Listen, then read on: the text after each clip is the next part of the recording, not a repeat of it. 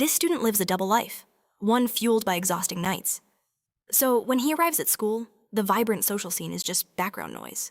Aragi Kai moves through the crowd like a phantom, ignoring everyone. Even when the popular Mito Shuji greets him, Kai offers nothing but cold silence. The girls whisper among themselves, deciding he isn't worth their time. For Kai, every meaningless interaction is just a drain on his energy. But the moment he enters the classroom, the class tyrant, Arashi, demands tribute. He insists that everyone acknowledge his presence. Kai, however, couldn't care less about these pathetic power games. Enraged, Arashi roars at him, questioning his audacity to simply ignore him. When Arashi foolishly tries to grab him, he's stunned by the main character's lightning-fast reaction. The bully yelps in pain, trying to break free. But with a deceptively light squeeze to his wrist, Kai silences him completely. Wrenching his arm away, a flicker of fear crosses Arashi's face. He realizes that provoking this silent predator is a very bad idea. The tyrant was shaken, but when a girl dares to call him noisy, his fragile ego flares up once more. After all, she was just a girl.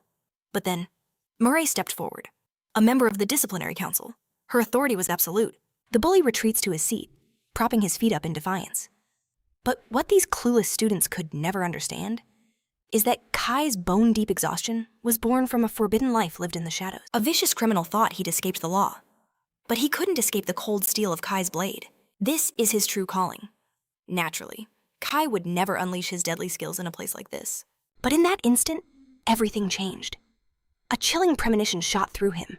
His trained instincts screamed of an impending catastrophe. A brilliant blue sigil erupted on the classroom floor. Panic exploded as reality itself warped around them. In a flash, the entire class was teleported to what looked like an ancient castle. Everyone lay unconscious on the cold stone. Kai was the first to stir, his eyes immediately assessing the situation. Stone walls, massive pillars for cover, and only a single exit. Soon, the other students began to awaken. Chaos erupted, but Shuji's calm voice cut through the fear, restoring a sliver of order. Kai felt a wave of relief, with Shuji taking charge. At least the group wouldn't tear itself apart. Arashi, however, jumped to his feet, declaring he wouldn't wait around. As he ordered his lackeys to follow, Kai's voice cut in, low and urgent, warning of footsteps approaching from beyond the door. His heightened senses detected two distinct presences, a man and a woman, just as he predicted. The heavy doors swung open, a young woman and an old man entered, dressed in flowing robes straight out of a fantasy epic. The woman smiled, her voice echoing in the hall. She called them an impressive group, the chosen hero candidates. The students were utterly bewildered, but Kai's eyes were already analyzing them. The old man's entire being screamed swordsman, his body coiled and ready for battle. The woman, however, radiated a different aura. She appeared normal, yet Kai could sense a hidden strength beneath the surface. She introduced herself as Leonora, Archbishop of the Holy Nation of Diggerest. The man at her side was Gas, her loyal knight. Arashi immediately scoffed, sneering that he'd never heard of Diggerest and demanding to know if this was a joke. Leonora calmly assured him it was not. Shuji quickly intervened, trying to explain their collective shock and confusion. And so, the Archbishop began her tale. She revealed that they had been summoned to an entirely different world. They were brought here as humanity's final prayer, the only ones who could stand against the encroaching darkness of the Demon King. The story was too insane to believe.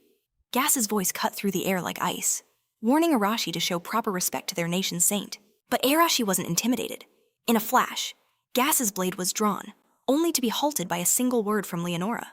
Then, in a stunning act of foolishness, Arashi launched himself at the knight. Even Kai was surprised by his sheer recklessness. But the attack never stood a chance. Gas moved like a phantom, his sword a blur of silver. A thin red line appeared on Arashi's forehead before anyone even saw it happen. Leonora was quick to apologize for her knight's decisive action. She promised a full explanation would follow, but only if they granted her their undivided attention. Suddenly, Leonora's gentle demeanor evaporated. A chilling authority took its place as she revealed the horrifying truth. The Demon King's armies had pushed humanity to the brink of extinction. Her nation, Diggerest, was the last bastion of hope. But their strength was failing, their defenses beginning to crumble. Kai listened calmly. To him, this sounded like the opening of a very standard fantasy story. Leonora's voice rang with desperation. She declared that they, the summoned students, were this world's last hope. The classroom erupted in protest. They were normal kids, not warriors. Panic and tears spread like wildfire through the group. Gas stepped forward, his voice grim. Impossible or not, you have no choice. Then he dropped the final, devastating bombshell. There would be no return to their world unless they defeated the Demon King The words struck the students like a physical blow, leaving them utterly shattered. Kai suspected it was a bluff, a tactic to ignite their will to fight. He knew peaceful civilians couldn't just become killers overnight. That kind of transformation required innate talent and brutal experience. Amidst the despair, Arashi slowly rose to his feet. Blood trickled down his face as he cursed their summoners for trying to control them. With a defiant glare, Arashi declared he hated people just like them. Gas observed that Arashi's spirit remained unbroken, making him wonder if the boy could be a valuable asset. But his hand tightened on his sword. Perhaps Arashi was more trouble than he was worth, and it was better to eliminate him now, before he could even strike. A soft light enveloped Arashi as Leonora began to heal his wounds. This power, she explained, was the system, a gift from the gods themselves. To put it simply, it was just like the magic from their own world. Kai's mind raced. She knew about their culture, which could only mean one thing. This wasn't the first time she had summoned people. Walking toward Shuji, she declared that this very system was the reason they had been brought to this world. She raised her hands, and a brilliant light began to glow on Shuji's wrist. In an instant, a sword forged from light materialized in his grasp. Leonora explained that they too could now use the system's power and awaken the innate divine protection sleeping within them. She then admitted to a selfish request. Since they were summoned here, they could never leave. So she begged them to lend her their strength. Shuji pointed out the obvious flaw. No matter what power they received, they couldn't just leap into battle unprepared. She assured him that they would receive proper training, and that their every need would be taken care of. Shuji, ever the leader, took control of the situation. He told his classmates he understood their fear, but they needed information and protection first. For the time being, their best course of action was to follow Leonora's lead, and everyone reluctantly agreed. Seeing their resolve, Leonora began to bestow upon them their divine powers. Mare was gifted with telekinesis, Arashi, awakened the devastating power of explosion. Rina was granted mastery over fire. Yoshia commanded the wind, and the other students received their own incredible abilities. Leonora then asked if anyone remained, and Kai quietly raised his hand. As she granted him his power, his entire perception of the world began to shift. The very moment the process was complete, he could suddenly see at Leonora's personal status window. Kai's eyes suddenly glowed a deep crimson. Leonora revealed he had awakened an incredibly rare power known as judgment. This ability allowed him to see the stats and details of any target. Of course, Kai immediately used it on himself, and his own status appeared before him. Arashi, eager to show off, immediately taunted Kai, saying all he got was a new eye color. Kai glanced around, noticing how his classmates were already acting drunk on their newfound power. He found it pathetic. They knew nothing of this world, and the powers they were so proud of were merely borrowed. But Kai wasn't worried. He had his own methods of getting things done, and they were far more reliable. Once the awakenings were done, Leonora urged them all to rest. The so-called hero candidates were then led to their new quarters, but rest was the last thing on Kai's mind. He slipped out the window into the dead of night, his hunt for information just beginning. They were complaining about how pathetically weak the newly summoned hero candidates appeared. They couldn't believe these children were the ones chosen to defeat the Demon King. One guard muttered that the saints must know something they didn't. Kai absorbed every word. Then, his crimson eyes focused on one of the guards, activating his judgment skill. The guard's abilities were limited to basic swordsmanship. With that intel secured, Kai melted back into the shadows, his search continuing. Kai also learned that the city's defenses were formidable. His target was the inner castle, but the gates were locked down and teeming with guards. Infiltrating now would be a fool's errand. He decided to be patient and wait for a better opportunity. Meanwhile, in a nearby clearing, Rina and her two friends were scouting for a place to practice. It was time to test their new powers. The trio began conjuring their elements, watching the raw magic take shape. Rina was determined to understand this so-called divine protection. Hidden in the bushes, Kai observed them, when suddenly, he felt an ominous presence. The girls heard a rustle in the bushes as well. And then, a colossal, lizard-like creature erupted from the foliage. It had clearly been drawn to the scent of their magic. Kai's eyes flared red as he immediately activated judgment on the monster. He was genuinely shocked. The creature's stats were on another level entirely. With a terrifying roar, it charged straight for the girls. Kai's mind raced. While the lizard was immensely powerful and aggressive, its movements were simple and linear. It was just a brute. A throwing knife flew from the shadows, piercing the monster's thick hide. Just then, Rina lost her footing and fell to the ground. The beast closed the distance in an instant, ready to crush her. But then, it suddenly froze solid. The girls stared in disbelief. A single knife was buried in the monster's skull. They wondered who saved them, but didn't wait around to find out. And just like that, they fled. Kai hadn't wanted to intervene, but his conscience wouldn't allow him to simply watch them die. He now realized the truth. If monsters of this level were just roaming around, this world was far more dangerous than he could have imagined. He moved toward the corpse to retrieve his knife. When he suddenly sensed another presence hiding nearby, Kai immediately ducked behind the massive creature's body, scanning his surroundings, but he saw nothing. He decided it was time to leave and avoid any more trouble. The moment he was gone, a figure emerged from the shadows, completely shrouded in a dark robe. Not a trace of their face was visible. With a single, brutal motion, this mysterious person obliterated the monster's head, its eyes bursting from the impact. A low mutter escaped their lips, filled with disgust for these so-called hero candidates. Pathetic and utterly useless. But then, their attention fell upon Kai. He carried the same scent as them. The next morning, Gas presented a chilling sight: the mangled corpse of that very monster. A wave of horror washed over all the hero candidates at the gruesome display. Gas revealed the grim truth. The creature was found near the royal capital, driven mad by the Demon King's influence, twisted into a beast that craved human flesh. This, he declared, was the kind of enemy they would soon face on the battlefield. Gas then turned to Steady, one of the researchers, inquiring if he found anything unusual about the corpse. Steady's report was grim. There were clear traces of sorcery, likely the work of a powerful demon, at least a mid-grade one or higher. He theorized that the demons were merely scouting, testing the strength of the new, inexperienced heroes. Kai's mind snagged on a word. Sorcery? Was it any different from magic? It was a term he'd never heard before. Shuji cut in, his voice sharp. Does that mean a demon was controlling the monster? Steady explained that powerful demons could indeed enslave weaker monsters using servitude spells. But before he could elaborate, Gas abruptly dragged him away. Kai made a mental note. That researcher, Steady, was a vital source of information. He absolutely had to find a way to use him. Then, like a bolt of lightning, the realization struck him. The piercing gaze he'd felt last night. That was no paranoid fantasy. It was a demon of incredible skill. To have hidden its presence so completely from him, a cold dread crept up his spine. What if it was still here, watching them at this very moment? Suddenly, he felt a pair of eyes locked directly onto him. Arashi declared the cold, hard truth. There was no going home until the demon was slain, and he had no intention of dying in this world. The other students murmured their agreement. Kai knew it was for the best that they grasped the true stakes of their situation quickly. Just then, Leonora entered, her voice cutting through the tension. She told them not to lose their nerve. They simply hadn't learned to wield their new abilities yet. A bit of training was all they required.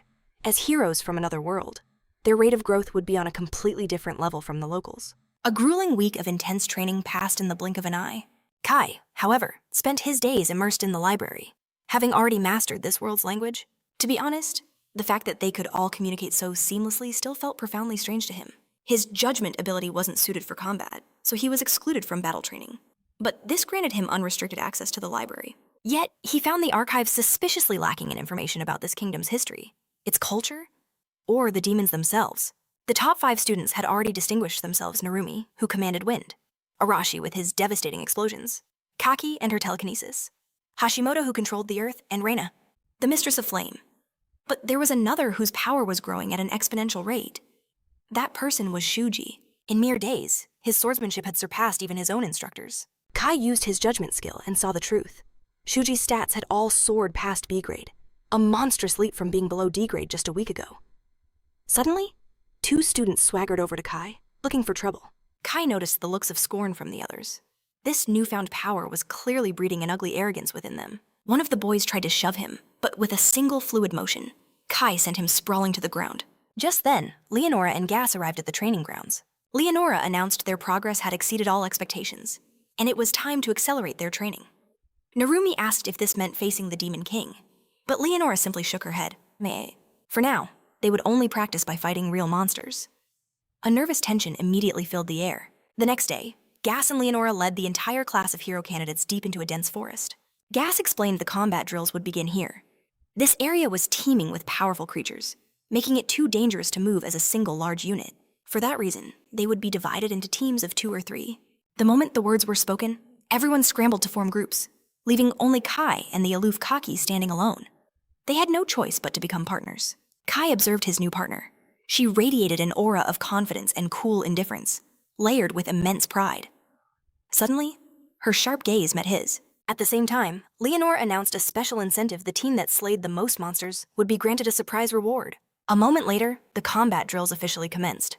As they moved out, Kaki spoke, her voice laced with arrogance.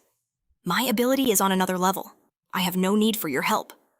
She had only one command for him, stay out of my way. Kai simply agreed, replying, I'll leave everything in your hands. Kaki looked stunned, scoffing. Do you have no pride? At that very instant, Kai's senses flared. 4 hostile presences were lurking nearby. Without warning, a monster charged, and Kaki immediately unleashed her power. Her unique ability was domination, a power that could bend any target to her will. With a single command, the goblin was forced to bow, but the power came at a price, leaving Kaki completely drained moments later. She confessed that using her ability for too long consumed all her mana, leading to utter exhaustion. Kai urged her to finish the goblin, especially as another monster lunged from the shadows. But Kaki hesitated, seeing a flicker of humanity in its eyes. Kai snapped her back to the grim reality, reminding her it was a beast that had just tried to kill them. He grabbed a nearby stone, figuring she was just a naive student from Japan, softened by a life of peace. As he weighed the stone in his hand, 3 more goblins suddenly burst from the foliage.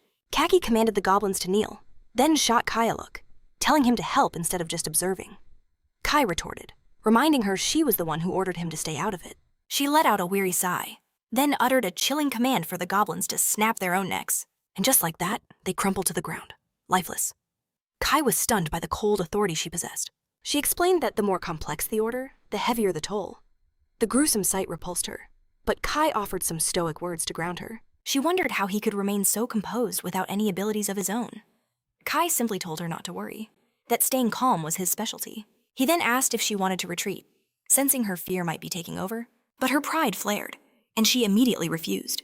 Kai saw through her tough act, but had to admit, she had some real grit. Elsewhere, Narumi and Hashimoto were fleeing for their lives from a terrifyingly powerful monster. Knowing escape was impossible, they decided to stand and fight together. They combined their wind and earth abilities, hurling a massive boulder at the beast, but it shrugged off the attack as if it were nothing. They were trapped, their spirits sinking as they searched for a new plan. Kaki, meanwhile, was lost in thoughts of her own world. She desperately wanted to return, to show her grandfather how strong she'd become and repay him for raising her. Kai's voice pulled her from her memories, asking if she was ready to press on, warning that the labyrinthine forest could easily swallow them whole. Their familiar bickering quickly resumed. Kenzaki watched them, wondering why Kai remained such an infuriating enigma. Just as they argued, a desperate cry echoed through the trees. Kaki recognized the voice instantly, Hashimoto. When Kai asked for a plan, Kaki's resolve was clear. They had to help their comrades. The scene they found was grim. The monster had sent Hashimoto flying, leaving her broken and bleeding on the ground. Hashimoto screamed for Narumi to run, but it was too late. The beast was already closing in for the final blow. In that critical moment, Kaki unleashed her power, commanding the monster to freeze in place. Narumi gasped in thanks, but Kaki warned him that this creature's immense power meant her hold wouldn't last long. Kai then asked about Hashimoto's condition. Narumi confirmed she was alive, but her injuries were severe. Kai's order was swift and absolute: grab Hashimoto and escape now. Narumi hesitated, not wanting to abandon them, but one look at Hashimoto's mangled form forced him to obey. As Narumi fled, Kai activated his own skill, his eyes glowing as he analyzed the monster's stats. He was floored by the astronomical numbers, especially its defense. Kai knew instantly that his own attacks would barely scratch it. He also noted it was some kind of mutant, a creature twisted into something unnatural. Kaki's voice strained as she cried out, her control over the monster beginning to shatter. Kai told her she'd bought them more than enough time. It was their turn to run. She agreed, but her legs refused to obey. She had poured every last drop of her energy into holding that creature at bay. With the situation turning critical, Kai acted fast, throwing down a smoke grenade. The thick cloud gave him the perfect cover to grab Kenzaki and vanish from sight. She asked what the smoke was. Kai claimed it was a simple grenade he'd crafted during their training, but that was a lie. Kai had brought a stash of gear with him from his old world, even before being summoned. His resources were limited, so he couldn't afford to use them recklessly. It was all just standard equipment for an assassin. Kaki then began to apologize. She was the one who insisted on charging in, only to become the one who needed rescuing. Kai cut her off, telling her not to apologize, but to thank him instead. And just like that, their bickering started all over again. She insisted they should escape, but he flatly disagreed. In that moment, Shuji and the others arrived on the scene. Seeing his friends injured, Shuji charged the beast without a second thought. He moved like a blur, landing a powerful strike that wounded the monster's arm. Rina joined the fray, unleashing her flame magic. While her fire didn't inflict major damage, it was enough to momentarily halt the monster's advance. Seizing the opportunity, the entire group launched a coordinated assault. All the while, a lone figure observed the battle from a distance, completely unnoticed. It was a veteran demon assassin named Delphus. A cruel smirk played on his lips as he mused that the armored beast stood no chance against the incredible growth rate of these hero candidates. Delphus found their composure amusing, especially Shuji's. What began as a mere scouting mission was about to change. Because Delphus had just altered the plan, he would eliminate every last one of them, right here and now. But as he plotted their demise, Shuji's party brought down the towering monster. A cruel grin spread across Delphus's face, ready to make his move. Yet before he could even stir, the cold steel of a dagger pressed against his throat. It was Kai. Delphus was utterly frozen, his mind reeling.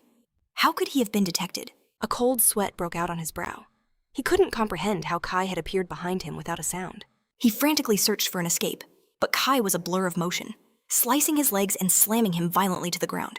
Not a sound, Kai commanded, not wanting to alert Shuji and the others. He offered a cold proposition answer his questions, and he might let Delphus live.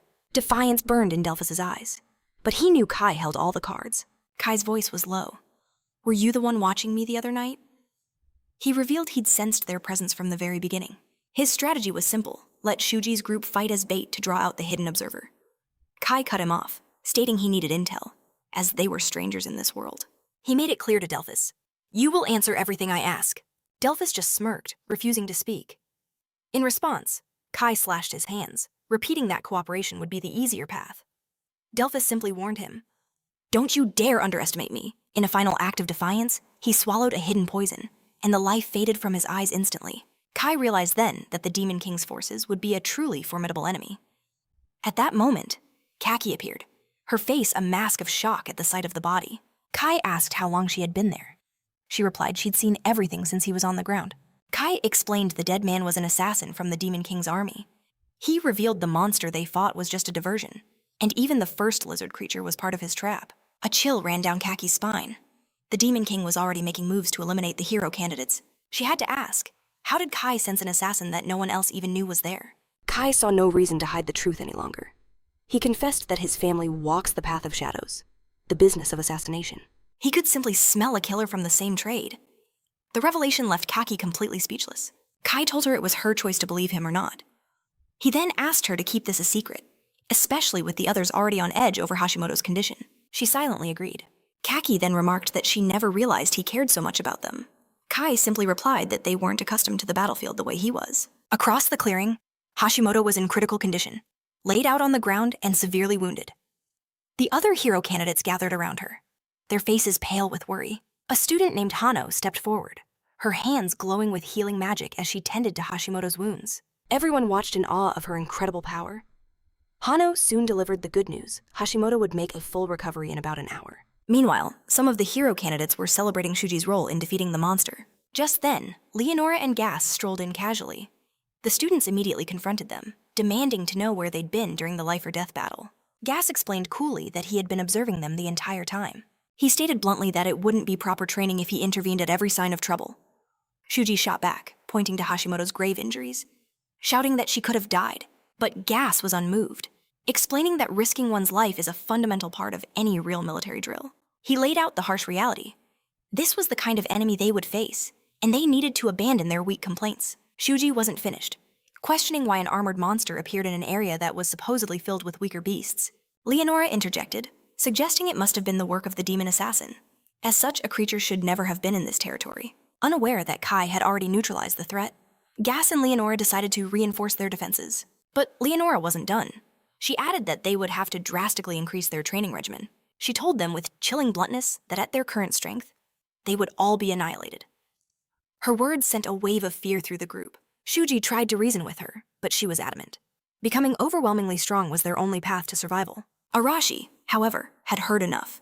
He refused to be ordered around and stepped up to challenge Leonora, but Gaia held him back. Gaia reminded him of their place. They were merely Leonora's pawns, and they had no right to disobey her commands. The air crackled with tension. Shuji quickly stepped in to calm Arashi, knowing that for now, they had no choice but to follow orders. Gas seemed impressed by Shuji's leadership. He then told the candidates they were valuable assets to the country, promising their safety so long as they behaved. But Arashi still wasn't buying a word of it. He unleashed his explosive power, launching it straight at Gas, who dodged it as if it were nothing. With a single devastating blow, Gas sent Arashi crashing to the ground, leaving him with a final, chilling warning about their weakness. And with that, Gas and Leonora turned and walked away. Staggering to his feet, his face a bloody mask, Arashi swore vengeance on Gas. The next day, their training entered a harsh new phase under the researcher, Steady. After a brief recap, Steady dropped a bombshell.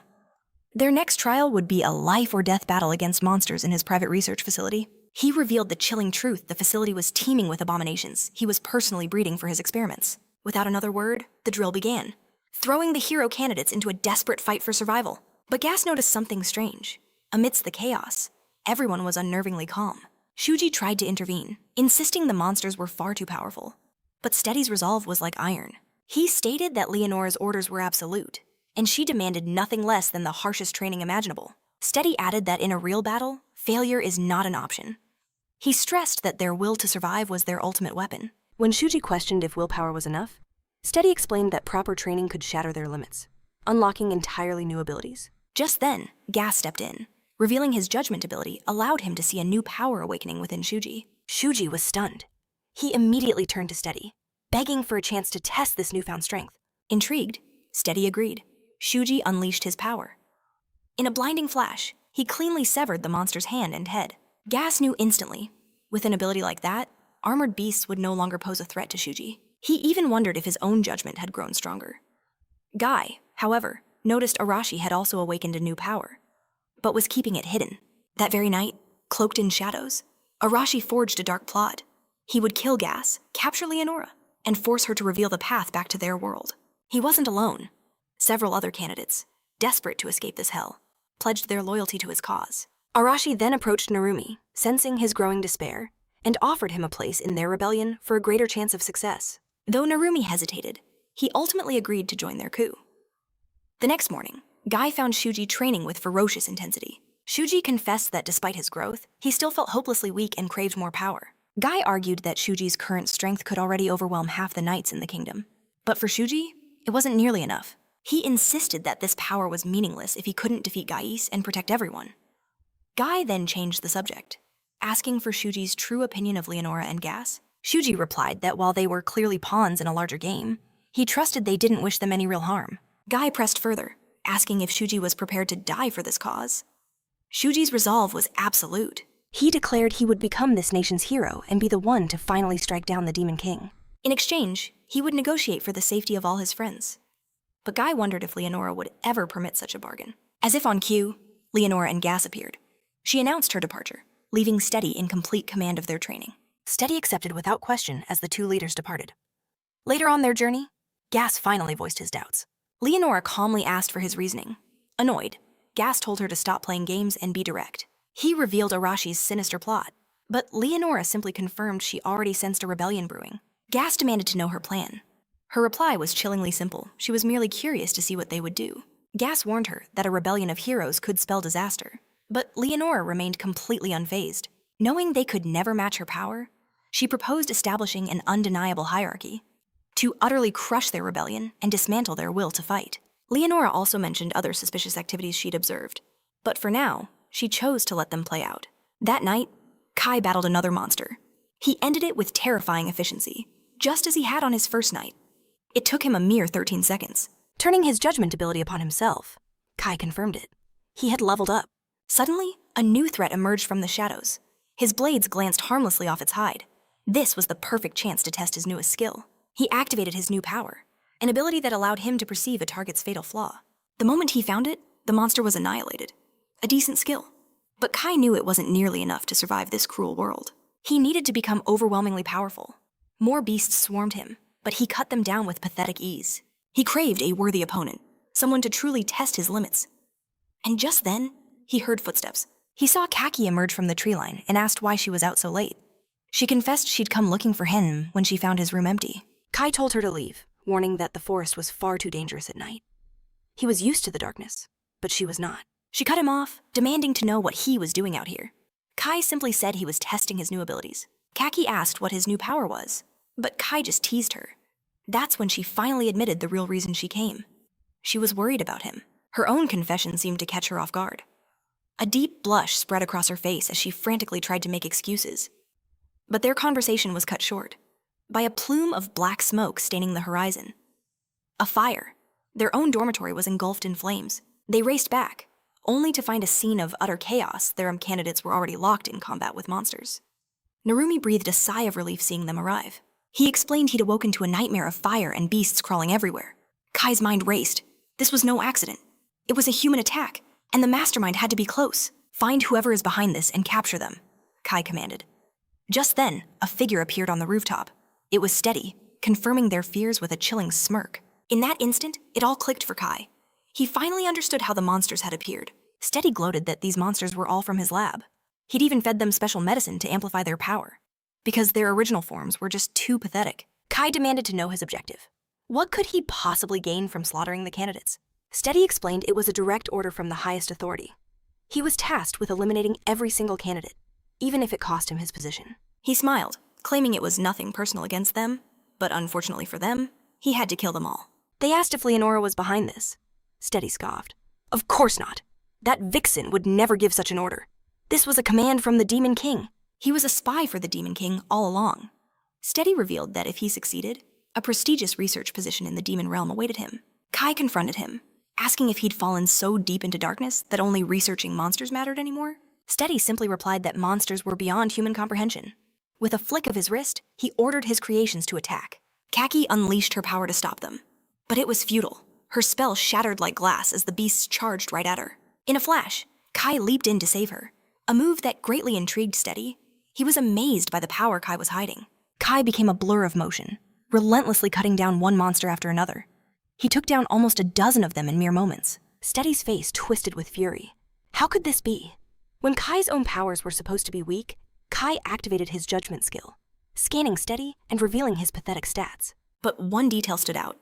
Steady also possessed domination powers, just like Kaki, only on an entirely different level. That's why Kaki's magic had failed. The realization sent a tremor of fear through Steady. He was being forced to use the one thing he never wanted to reveal. He warned Kai that he would soon regret pushing him this far. But Kai didn't waste a second, lunging forward to end the fight. Suddenly, a colossal red dragon materialized, spewing a torrent of fire directly at him. Steady's final trump card was on the field. A massive red dragon. The terrifying beast immediately began hurling giant boulders, turning the area into a wasteland. Narumi, grab Kaki and get out of here, Kai yelled. Sensing another devastating attack was imminent, he used his power again, pinpointing the dragon's weak spot, its neck.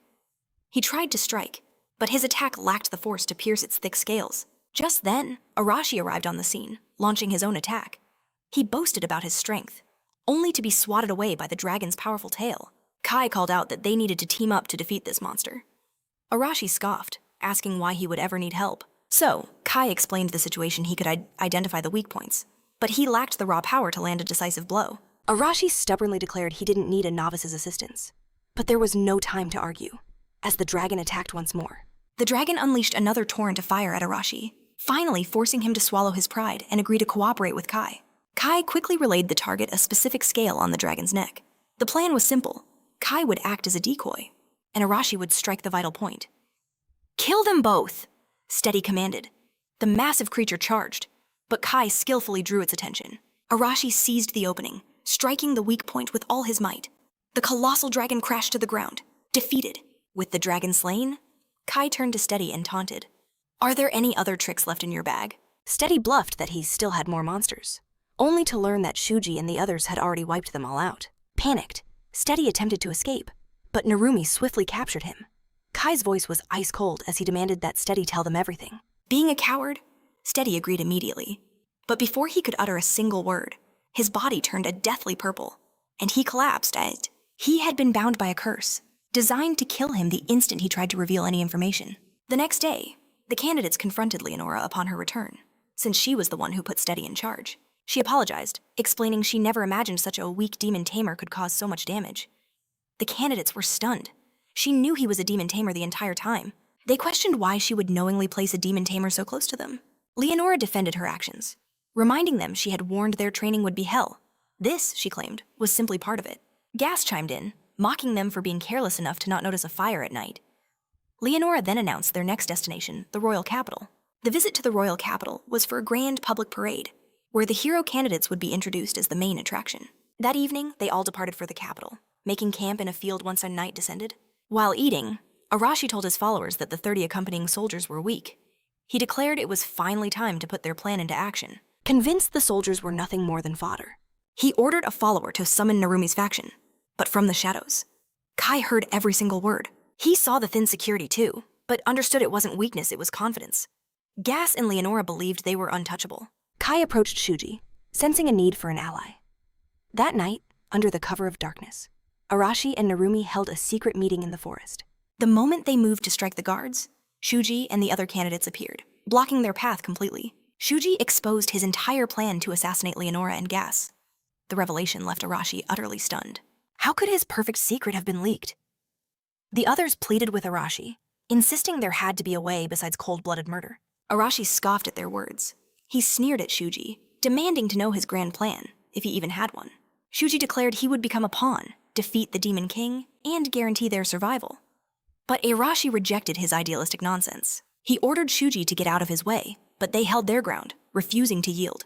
With negotiations shattered, the two sides clashed. Suddenly, 2 soldiers interrupted the chaos, ordering them back to their rooms for the journey ahead. Disgusted by their weakness, Arashi stormed off. There was nothing left to say. The next morning, the hero candidates arrived at the royal capital. The city was teeming with people, all gathered for a massive ceremony. Cheers erupted from the streets as they passed.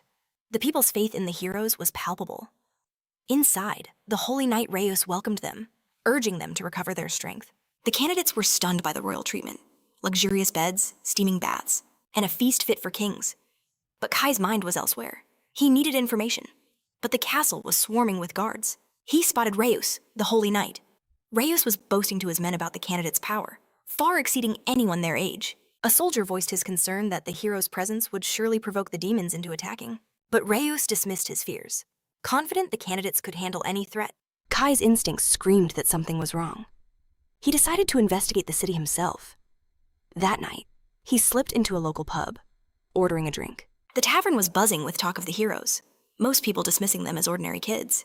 But Kai picked up on something far more sinister. The common folk feared the church more than the king himself. He pressed the bartender for information, playing the part of a clueless traveler. The man began to speak of the Demon King. He spoke of the Demon King's assault on the kingdom and his terrifying ability to manipulate human hearts. He even revealed that the Demon King's cult had obliterated a noble's estate just days ago. Leaving the pub, Kai was certain of one thing: bringing the heroes here was a catastrophic mistake. Suddenly, Kaki appeared, her face etched with worry. He quickly explained he was on a reconnaissance mission. Terrified for his safety, she begged to help, but Kai flatly refused, sparking her frustration. After a tense exchange, he finally relented. He gave her a mission: gather intel on the royal capital itself. Kinzaki departed on her task as Kai continued his own. But they weren't alone. A hidden figure had heard everything. A sinister smirk spread across the man's face as he watched her leave.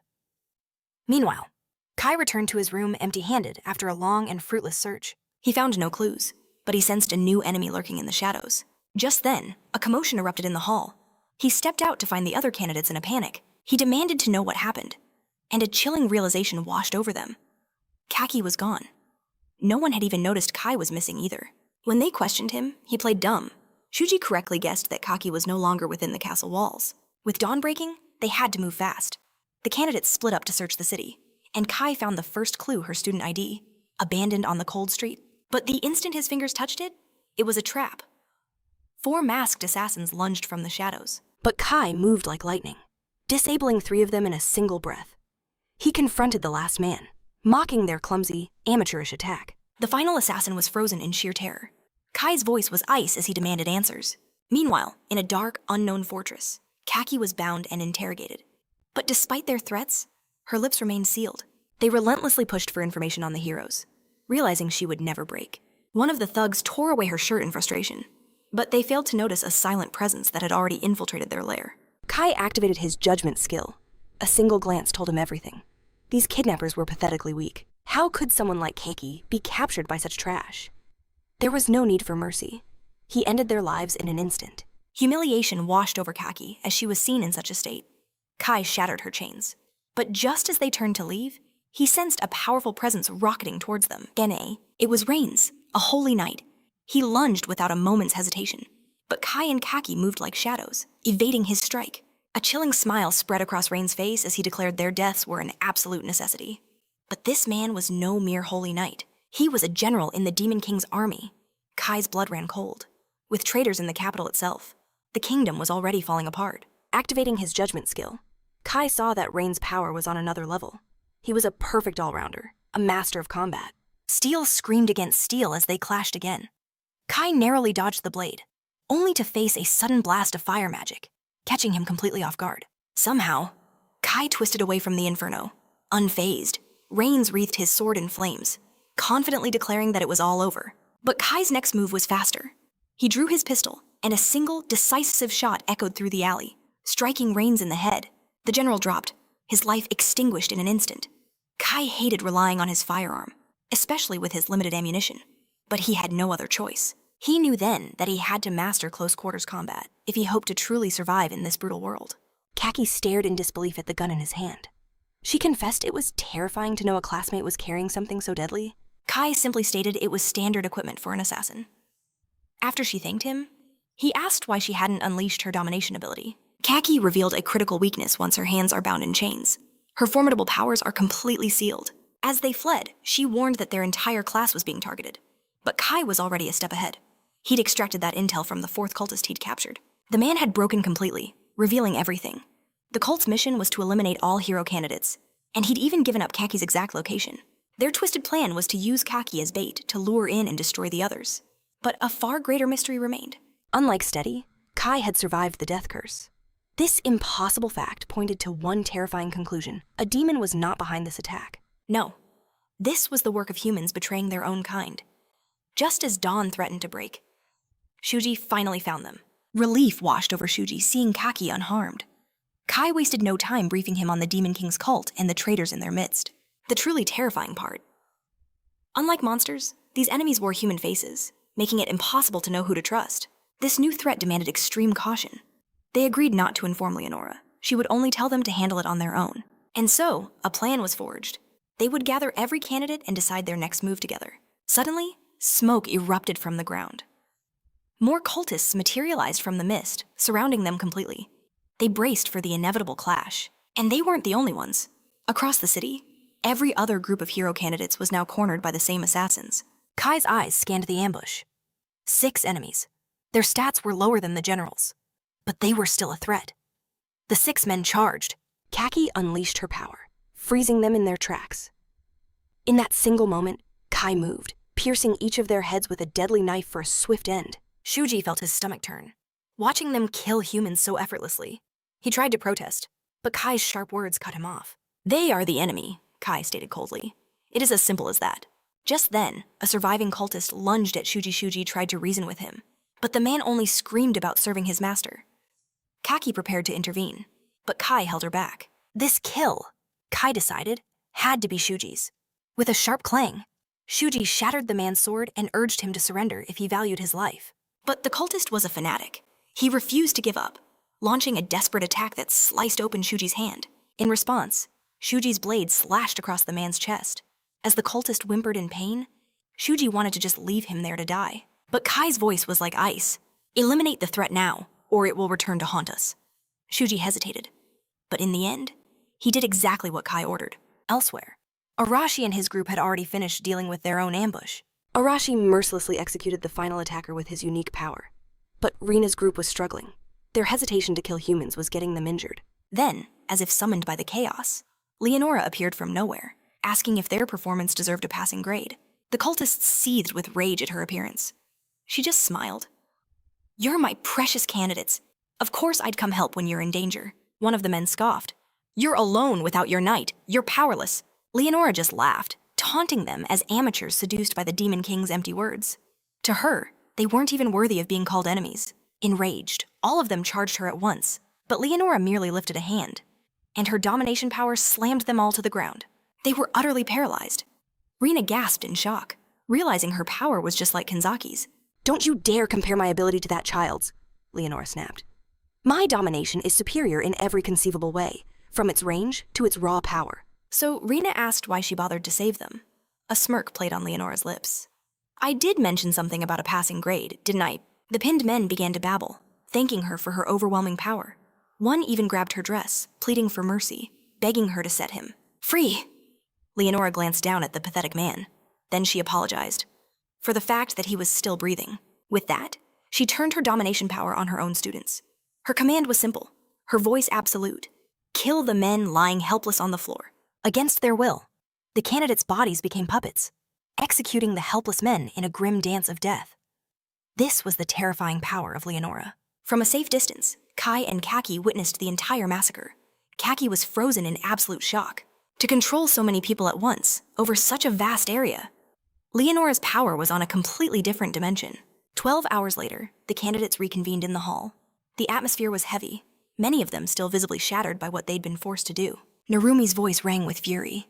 He swore he would make Leonora pay for turning them into unwilling murderers. Shuji cursed himself for not arriving sooner, but Kai immediately shut that down. It wouldn't have made a difference. Right now, none of them stood a chance against Leonora's might. Kai knew that with the demon general gone, their enemies would lay low for a while. Kai then turned to Kaki, asking her to come with him. When she asked why, his answer was direct. He needed her help to counter Leonora's domination magic. To defeat a power, you must first understand it. Then, he made an unthinkable request use her domination powers on him. Kaki's face instantly flushed a deep shade of red, completely flustered. The very next day, with the cult members gone, the kingdom threw a grand parade. It was a spectacle to celebrate the summoning of the hero candidates, proof of their supposed victory against the Demon King's forces. The people of the royal capital cheered, welcoming their heroes with open arms. As the candidates gathered, Leonora gave them a new directive return to the temple city of Alpha. Kai's mind raced. Alpha was the city where they were first summoned. He instantly suspected it was already under her control. Kai questioned if she was coming with them. With a dismissive smile, she claimed to have other business, leaving them entirely in Gas's care. Rena spoke up, pointing out that their dorms had been burned to the ground. But her words trailed off as she noticed one of the girls, pale and trembling, too terrified of Leonora to even speak. Leonora departed with a self-satisfied smirk, leaving a wave of deep resentment in her wake. Soon after, Gas led the candidates toward their new destination. That night, as they made camp, Arashi and his group slipped into the forest once more. Kaki turned to Kai, her voice low. Are we really doing this? Tonight? Kai's eyes were sharp. With Leonora gone and the soldiers weak, this was their golden opportunity to eliminate Gas. There was no reason to interfere. He would simply sit back and enjoy the show. Meanwhile, Narumi was leading Gas deeper into the woods, luring him with a fabricated story of a giant monster. Gas fell for it.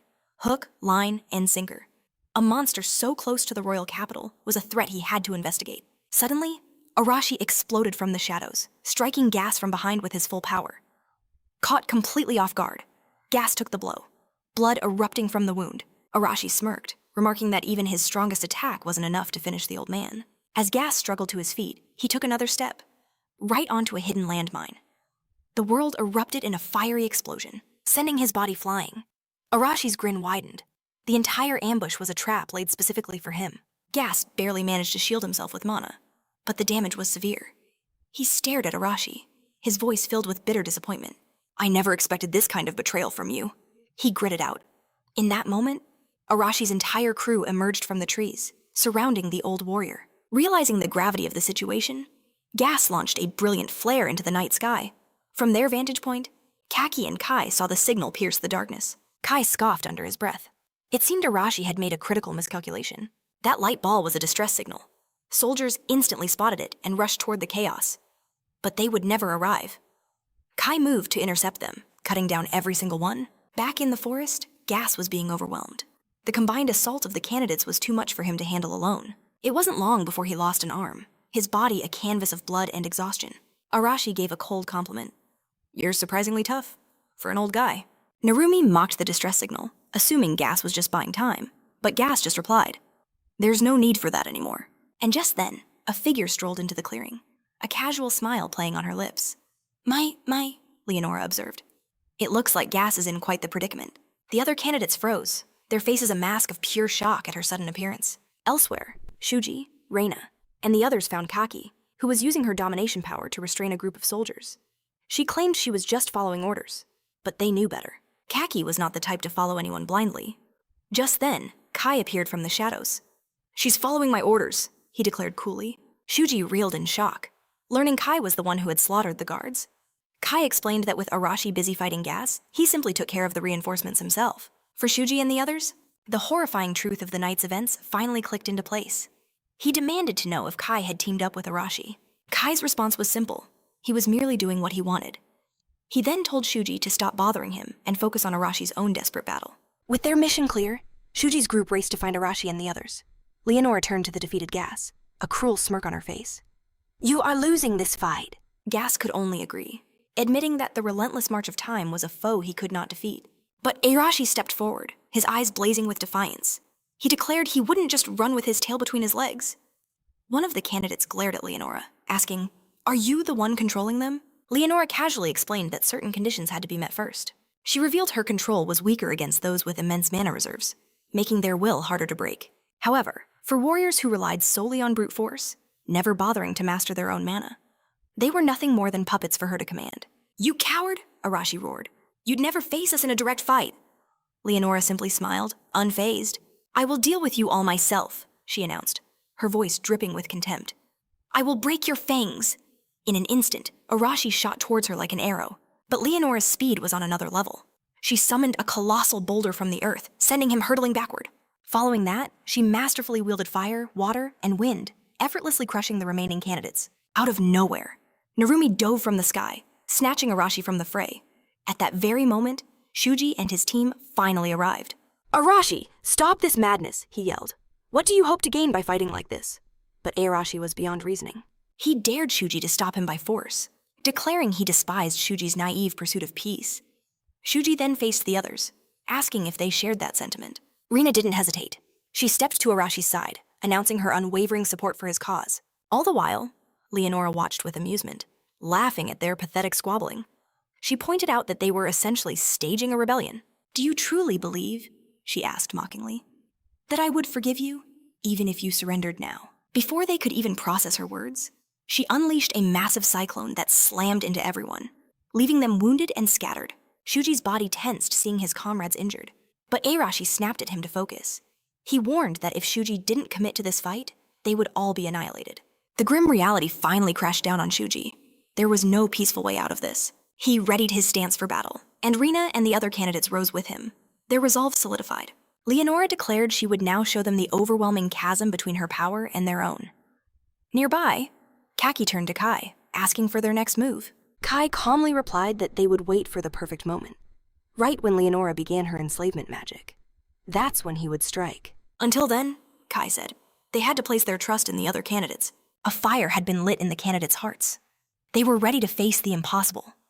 Even the weakened Gas struggled to his feet, vowing to continue fighting for her. With a wave of her hand, Leonora completely healed his wounds, restoring his power and making him stronger than ever before. A fresh wave of despair washed over the candidates. After everything it took to bring Gas down, he was back at full strength in an instant. But Rina rallied them, reminding everyone that their own numbers had grown. They could still win this. Leonora confidently gestured for them to begin. "Attack whenever you are ready," she stated.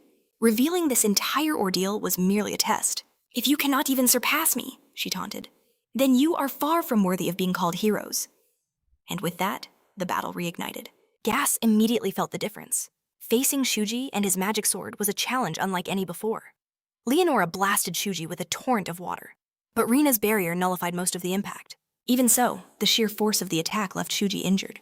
The candidates unleashed a volley of their own spells at Leonora, but every single one dissipated before it could even reach her. Meanwhile, Kai remained hidden, his judgment skill analyzing Leonora's every detail. He discovered a shocking truth for all her magical might. Her physical defense was incredibly fragile. A single, solid physical strike would be enough to defeat her. But the rejuvenated Gas stood in the way, an impassable wall. "Shuji, leave Gas to me," Arashi shouted. "You go take down Leonora." But Shuji faced his own impossible problem. His magic attacks couldn't lay a single scratch on her. One of the candidates tossed Shuji a plain steel sword. Leonora smiled. "Now you finally look ready to fight." The other candidates were rendered helpless, their powers utterly useless against the overwhelming might of Leonora. Nor could they interfere in the close-quarters duel between Arashi and Gas. Arashi was barely holding his ground. While Gas's wounds were healed, his stamina hadn't fully recovered. Knowing this, Arashi held back his explosive attacks, resulting in a brutal, grinding stalemate. Leonora continued to bombard Shuji with ranged spells, making it impossible to close the gap. Shuji desperately searched for an opening, a path to victory, but found none. Leonora let out a small, amused smirk. I expected no less, she mused, admitting that few in the entire country could evade her magic as he did. Yet the battle remained completely one-sided. Shuji was trapped, unable to land a single blow. He couldn't rely on anyone else. In a desperate gamble, Shuji charged forward, pouring all his energy into shattering her wind barrier. Leonora countered with spells of earth and fire, but he twisted and weaved, dodging every single blast. She saw it then. Magic clinging to him like an unconscious armor, a testament to his terrifying growth. A flicker of unease touched her heart, but she still casually swatted him away. Meanwhile, Arashi was in dire straits. His powers were sealed, leaving him utterly helpless against gas. A blade flashed, slicing deep into his stomach. Fury blazed in Arashi's eyes. To be beaten by this old man, it was unthinkable. His knees buckled, hitting the dirt. Gas told him this was his limit without power. But Arashi's spirit refused to break. He roared that he was destined for greatness, then unleashed a punch fueled by pure will. Gas slammed into the ground, blood spilling from his lips. Arashi had seized victory. Back with Shuji, the weight of his own battle settled in. His friend's fate rested on his shoulders. He rose once more. A dangerous aura began to twist around him. Leonora noted his monstrous stamina, but remained calm. He was still an insect she could crush. Her arrogance was a fatal mistake. In a heartbeat, Shuji was right before her, his blade drawing a thin red line on her hand. Impossible! The thought screamed in her mind, but there was no time to process it. In the next instant, Shuji was behind her. She instinctively blasted him back with a torrent of water. The horrifying truth finally dawned on her. He had obtained instant movement. He flashed, appearing again, his blade an inch from her neck. But with a single word of command, she ordered him to kneel. He froze, a puppet on her strings. A cruel smile touched Leonora's lips. She hadn't wanted to resort to this, but he left her no choice. Gaia saw her ultimate trump card and urgently signaled for Kaki to act. Leonora smirked, admitting she hadn't planned to use her enslavement magic. But Shuji had forced her hand. He lay motionless at her feet like a discarded doll. Other candidates charged to his rescue, but Leonora simply commanded them to halt. Every single one of them froze mid-stride. Leonora mockingly praised them, saying they had all earned a passing grade. She also noted Gas's surprising loss, but shrugged it off. He was just a knight, completely replaceable. As long as she controlled them, nothing else mattered. Hope began to wither in the candidates' hearts. If they couldn't even fight back, they were already doomed. Leonora then revealed the crushing truth. They were summoned to become powerful pawns she could control whenever she wished. Otherwise, they would simply grow into threats. Just then, 3 daggers sliced through the air from behind her. She dodged them with an elegant ease, coolly stating she knew he was hiding. It was Gas. He looked stunned that she'd even noticed someone so ordinary. Leonora shot back that something about him had felt wrong from the start. She was disappointed he'd show his face only to die so pointlessly. Then she gave the order, "Stop." And just like that, Gas too fell under her absolute control. She was gloating about her magic when suddenly, bam, a projectile slammed into her shoulder. Leonora was completely and utterly shocked. How could he move, let alone attack? While bound by her perfect spell, she was certain her magic had him completely locked down. Before she could even react, he fired again, hitting her squarely in the abdomen. This strange weapon was baffling. Guns didn't even exist in her world. Her magical defenses were useless against it. He coolly explained what a gun was, adding that he only had a few bullets left and hated to waste them. Leonora finally unleashed a blast of magic, but it only scorched an empty robe. He was gone. In the very next second, cold metal pressed against the back of her head. He was right behind her. He told her she was weak in close quarters combat, and more importantly, her enslavement magic had utterly failed on him. She was absolutely stunned, her mind reeling in denial. This entire confrontation was a massive gamble by Gas. And he had won. The key to it all was Kaki. Here is how their plan unfolded. The night before the battle, Gas had asked Kaki to use her domination skill on him. He theorized that the first command skill cast upon a target always holds priority. Kaki's domination, cast first, would completely nullify Leonora's magic later. On top of that, candidates have divine protection, making their inherent skills stronger than any normal magic. Kaki had been doubtful. Her skill felt insignificant compared to Leonora's overwhelming power. Steady's situation was much the same. He would cast his spell first, allowing him to regain control of his monsters. It was a desperate, all-or-nothing gambit. But they had no other choice. Back in the present, the truth crashed down on Leonora. This was all Kenzaki's doing. And she was right. Kai was, in fact, under Kenzaki's command.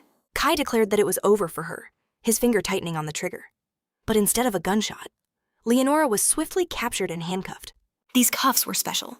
They sealed away her magic, the very same ones used to imprison Kanzaki. She asked Kai what he intended to do with her. His demand was simple: send them back to their world, and he would let her go. Leonora almost sounded apologetic as she told him it was impossible. All she could do was use summoning magic. Sending them back required a completely different type of spell. Kai could see she wasn't lying. She truly had no power to return them. Kai then demanded to know how they were supposed to get back after defeating the Demon King. She explained that summoning required immense energy, which they relied on their god for. Essentially, it was their god who had summoned them in the first place. That same god was supposed to send them home once the Demon King was dead. But even as she spoke, Leonora's voice lacked conviction. Because no previous candidates had ever made it back.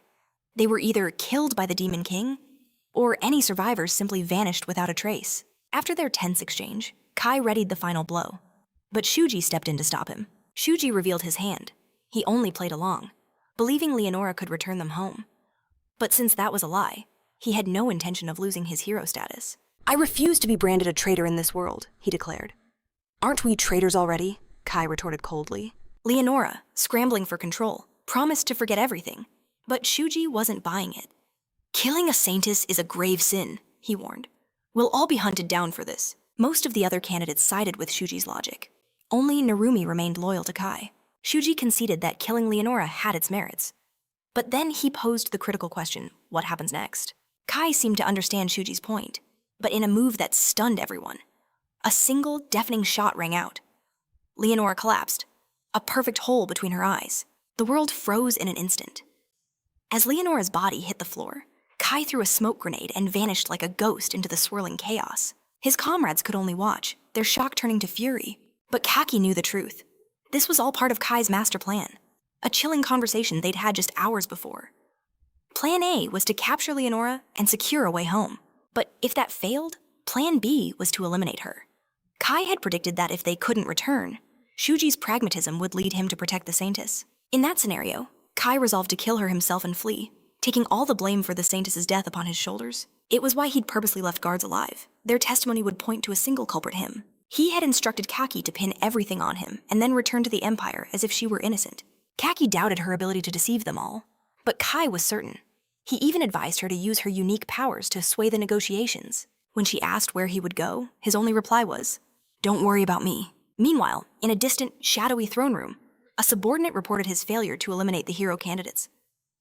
The Demon King was utterly unconcerned.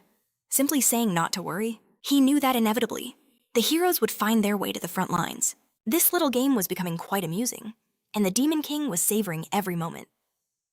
2 days after the incident, Kai was laying low in a dense forest. He was just half a day's walk from a nearby city.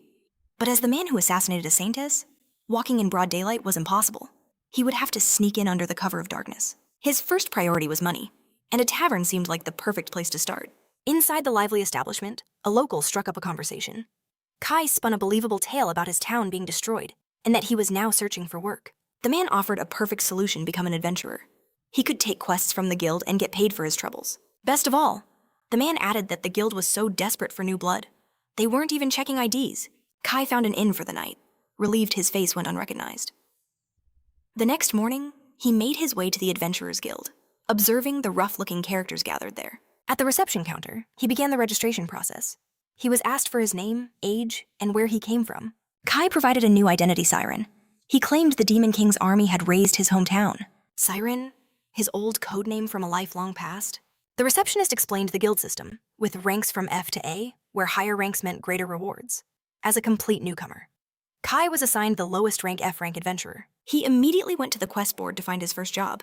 But, of course, it didn't take long for trouble to find him. A trio of thugs approached. They immediately started mocking him, the new face. But Kai was in no mood for their games. Just as before, when others tried to intimidate him, Kai remained perfectly calm. He thanked them for their concern and told them to leave him be. His indifference only enraged them further. To them, this newcomer was impossibly arrogant. Whispers filled the guild hall.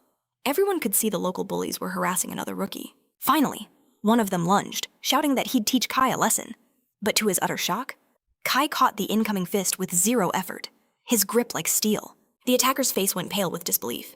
"Let go!" he screamed. Not wanting a bigger scene, Kai calmly released his hand. Humiliated, The thug ordered his friends to attack all at once and teach him a proper lesson. They swarmed him, but Kai dismantled them with fluid, effortless grace. Without a second glance, he simply walked out of the guild. As he left, Kai processed what just happened. He now had a baseline for an average adventurer's power compared to a hero candidate. The difference was laughably vast. He decided then and there to finish this quest as quickly as possible. The scene shifts to a deep forest. According to the quest details, this was the kobold's territory. He soon discovered animal-like tracks on the ground. Following them deeper into the woods, his instincts screamed that he was no longer alone. Multiple presences surrounded him. The creatures were masters of stealth, confirming his suspicion. These were definitely kobolds. Suddenly, a kobold burst from the shadows, aiming for his back. But Kai's senses were far too sharp, and he dodged the ambush with ease. His eyes narrowed. The kobold clutched a human sword, a grim trophy from a fallen adventurer. Before he could fully process it, a second kobold lunged from the shadows, aiming for a kill. But Aragi Kai was faster. He dodged again. Then, in a flash, scooped up a handful of dirt, blinding the creature instantly. With the second beast disoriented, Aragi Kai slammed his fist into the first one's face. As it crashed to the ground, he seized its blade and delivered the final blow. The blinded kobold froze in shock, but its hesitation was fatal. Aragi Kai closed the distance, ending it with his knife before activating his judgment skill to scan its stats. He confirmed his suspicion. These creatures posed zero threat to him. A surge of confidence washed over him. He could hunt these beasts all day for easy money. Moments later, back at the guild, every adventurer was staring at him in stunned silence. Aragi Kai had dropped a mountain of cobalt ears on the counter as proof. He looked at Mia, the receptionist, and asked if this was enough. She stammered that it was, before asking if he truly hunted them all alone. Aragi Kai answered with a chilling calm, "Yes, hunting them is the easy part. The real challenge was finding them." He realized his combat prowess was immense, but his tracking skills were still lacking. The entire guild hall buzzed with disbelief as he returned from his supposedly impossible task. They couldn't fathom how he made kobold hunting look so trivial, whispering he must be a C-rank hunter from another city. Someone else quickly corrected them, saying they'd heard Aragi Kai was a complete rookie. Mia cut through the noise, asking him to please wait. She vanished into a back room to prepare his reward. The scene shifted to night. Aragi Kai walking through the streets, counting his earnings. He was amazed. This much coin just for taking down a few weak magic beasts? But for now, survival was his top priority. He would stay in this city and earn his keep as an adventurer. Aragi Kai knew that building a reputation at the guild was the fastest way to gather information. Suddenly, a figure materialized in his path. Aragi Kai sized up the boy, asking what he wanted. He could feel it. This kid's aura was on a different level from the thugs at the guild. The boy introduced himself as Lyall, a B-rank adventurer and the acting master of this city's guild. Aragi Kai's response was ice cold, and Lyall's eyes narrowed. "Were you the one who gave my men trouble at the guild today?" Aragi Kai shot back. "They were the ones who started it." "Don't lie to me," Lyall exploded. "I heard some nobody rookie wiped the floor with my entire crew." Aragi Kai didn't even flinch. "That would be me," he admitted. Hearing the confession, Lyall's patience shattered. He vowed to teach Aragi Kai a brutal lesson. He unleashed a flurry of punches, but to his utter disbelief, Aragi Kai evaded every single one with ease. Finally, looking almost bored, Aragi Kai swept Lyall's leg, sending the B-rank adventurer sprawling. Lyall hit the dirt, stunned. "What the?" he gasped. "Your speed is decent," Aragi Kai said. "But your technique is sloppy. Your movements are too wide, leaving you completely exposed." Furious, Lyall scrambled to his feet, demanding to know what he just said. Aragi Kai deflected his next attack, twisting his arm and slamming him back onto the ground. "You're probably used to fighting magic beasts," he explained. "Not people." Lyall seethed with humiliation. "If you're this powerful, why did you attack my men?" "I already told you it was a misunderstanding," Aragi Kai replied calmly. "I can explain it from the beginning." A short while later, the scene returned to the guild hall. A humbled Lyall bowed deeply to Aragi Kai, admitting the fault was entirely his own. Lyall then turned on his men, scolding them for their lies. Realizing he'd been deceived, he roared at them to apologize to Aragi Kai immediately. After they reluctantly mumbled their apologies, Aragi Kai simply said that as long as the matter was cleared up, he didn't care. "However," he added, "I do have a question." Lyall, eager to make amends, promised he would answer anything he could. Aragi Kai explained that he was a traveler. He only became an adventurer to fund his journey. But there was another, much larger reason for him being here. Overwhelmed by his power, Lyall asked what he was truly searching for. Aragi Kai then dropped a revelation that shattered their reality. "I'm looking for a way to travel to another world." Lyall and his crew stared, completely dumbfounded. They begged him to explain, wondering if such a thing was even possible. One of them suddenly recalled the legends. That the hero candidates themselves were summoned from other worlds. Exactly, Aragi Kai confirmed. Just like how they found a way into this world. Lyall realized this was a matter of high-level magic, far beyond an adventurer's expertise. Aragi Kai knew this kind of information wouldn't be easy to come by. He hoped Lyall's group might have a lead. Lyall's eyes suddenly lit up with a single thought, a single name. The sage, Elbanakaret. Who is Elbanakaret? Elbanakaret, Aragi Kai echoed, completely lost. Lyall was shocked he didn't know the name. He was an elven sage, he explained, whose wisdom once guided this entire nation. And just like that, a flicker of memory ignited in Kai's mind. He recalled ancient texts, tales of an elven sage. Elves were beings of the deep woods, rarely seen by outsiders. Kai explained that elves have become creatures of myth. So rare they're almost legends. For one to leave their sacred forest and share their wisdom, they are revered as a true sage. Lyall added that Elbanakaret was ancient, over 100 years old, and possessed legendary knowledge. More than that, the sage was a master spellcaster, with command over countless forms of magic. This sent Kai's mind racing. Elves share a natural bond with spirits, the very source of their incredible magic. Even if a hero travel spell didn't exist, perhaps the sage could forge a new path. But Lyall's subordinate, Raka, cut in. Is this sage Elbanakaret even alive? He scoffed. It's just a fairy tale.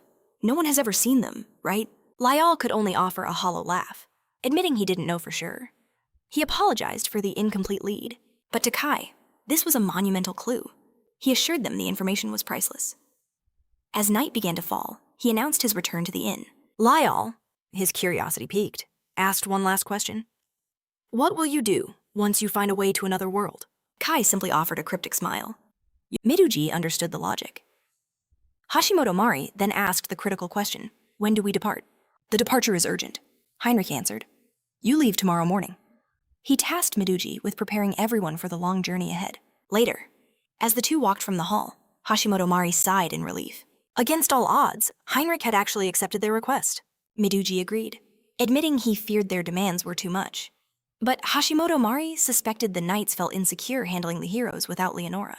That might be why they were being so accommodating. Miduji saw the truth in her words. With the saint gone, the knights were on high alert. Hashimoto Mari's thoughts then drifted to Aragi Kai. Where had he gone? What was he doing now? The scene suddenly flashes back to the past, to the day Leonora was murdered, and Kai vanished. The bishop asked with a tense voice. Who could have possibly killed the saint? And that's when Nagase Reina dropped a bombshell. The culprit, she declared, is Aragi Kai, one of your hero candidates. Shock rippled through the room, stunning the bishop and his guards. The bishop urgently demanded his whereabouts. Nagase Reina sneered. He ran away, surprisingly fast, for a traitor model. Whispers erupted among the guards. Should they summon an inquisitor immediately, or first confirm the saintess's death? But Arashi Shinshuka's rage exploded. He demanded the bishop explain himself. The bishop claimed he wasn't entirely dismissing their story. Instead, he planted a poisonous idea. What if the hero candidates had conspired to kill Leonora? The accusation sent a chill down Midu Shuji's spine. But then, Leonora's knight stepped forward, stunning. He had witnessed the entire tragedy. He testified that Midu Shuji and the others fought to protect the saintess. But Aragi Kai's power was overwhelming, and Leonora fell. A second knight corroborated his account. The bishop conceded, seeing her own knights confirm the story. But then he probed deeper, asking if Aragi Kai was truly that powerful. Miduji confirmed it with a grim look. Aragi Kai had been hiding his true strength this entire time. Intrigued, the bishop invited them to his private chambers for a more detailed discussion. He requested one of the hero candidates to attend, unseen. Kanaki Ren listened from the shadows, her abilities subtly influencing the knights. Miduji felt a wave of relief. Kanaki Ren's quick thinking had navigated them through that dangerous accusation. Now, in the present, Hashimoto Mori asked if he was still troubled by Aragi Kai. He advised that there was no use in worrying. Miduji forced a smile and agreed, but his heart was heavy. He knew the truth Aragi Kai had sacrificed himself for them. The tension was suffocating. He had sworn an oath to protect everyone, but Aragi Kai had stolen that burden from him. Now, Midu Shuji felt utterly powerless to help his friend. Back in the main room, Midu Shuji gathered the group.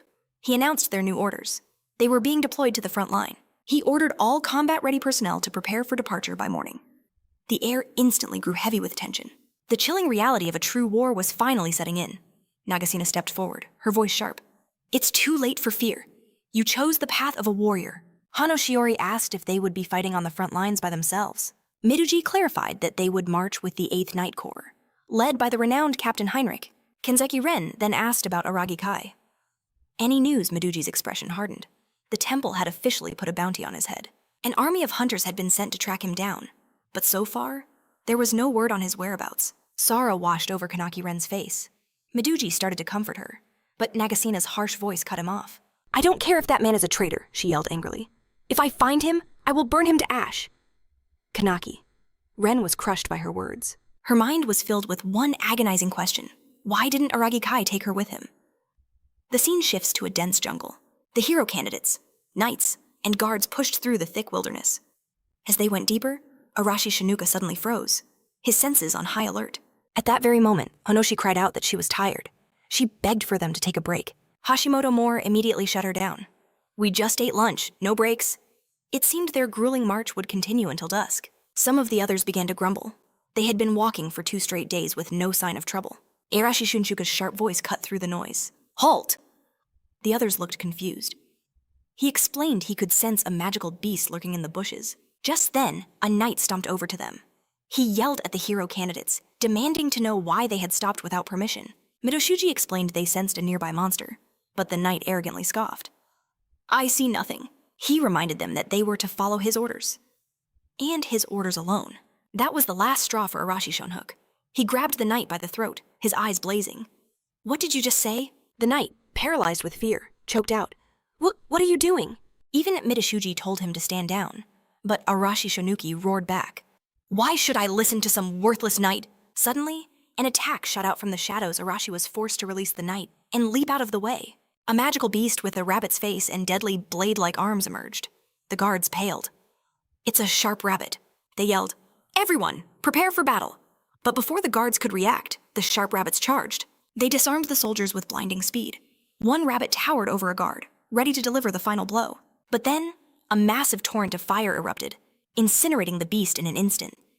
The attack came from Arashi Shunshuki. He had unleashed his overwhelming power. The guard stammered his thanks, but Arashi simply sneered. Stay out of my way, weakling. Then, with devastating ease, Arashi Shinuki annihilated every single sharp rabbit by himself. The other students could only stare in shock. His raw power was far more destructive than anything they had ever witnessed. But Arashi Shinuki felt no satisfaction at all. He knew this level of strength was still nothing compared to Aragi Kai's. The scene of Aragi Kai aiming his weapon at Leonora flashed in his mind. The memory of that betrayal fueled Arashi Shunshuk's uncontrollable rage. A storm of frustration brewed within Arashi Shunshuk. From their very first encounter, Aragi Kai showed no fear, a clear sign of his overwhelming superiority. And Aragi Kai's unnerving calm only solidified that terrifying truth. Arashi believed his newfound explosive power had closed the gap. But the bitter reality was that Aragi Kai remained leagues ahead. Suddenly, the memory shattered, returning him to the present. Midoshuji's voice cut through his thoughts, asking about the dark look on his face. Arashi just scoffed, dismissing it as nothing. But inwardly, he seethed at taking orders from someone he deemed worthless. Before long, their journey brought them to Fort Truss, a vital stronghold on the western frontier of the Diggerest Holy Kingdom. There, they were met by Captain Amelia of the Holy Knights. She introduced herself as the commander of this very outpost. Heinrich immediately questioned her, asking about the fate of the previous captain.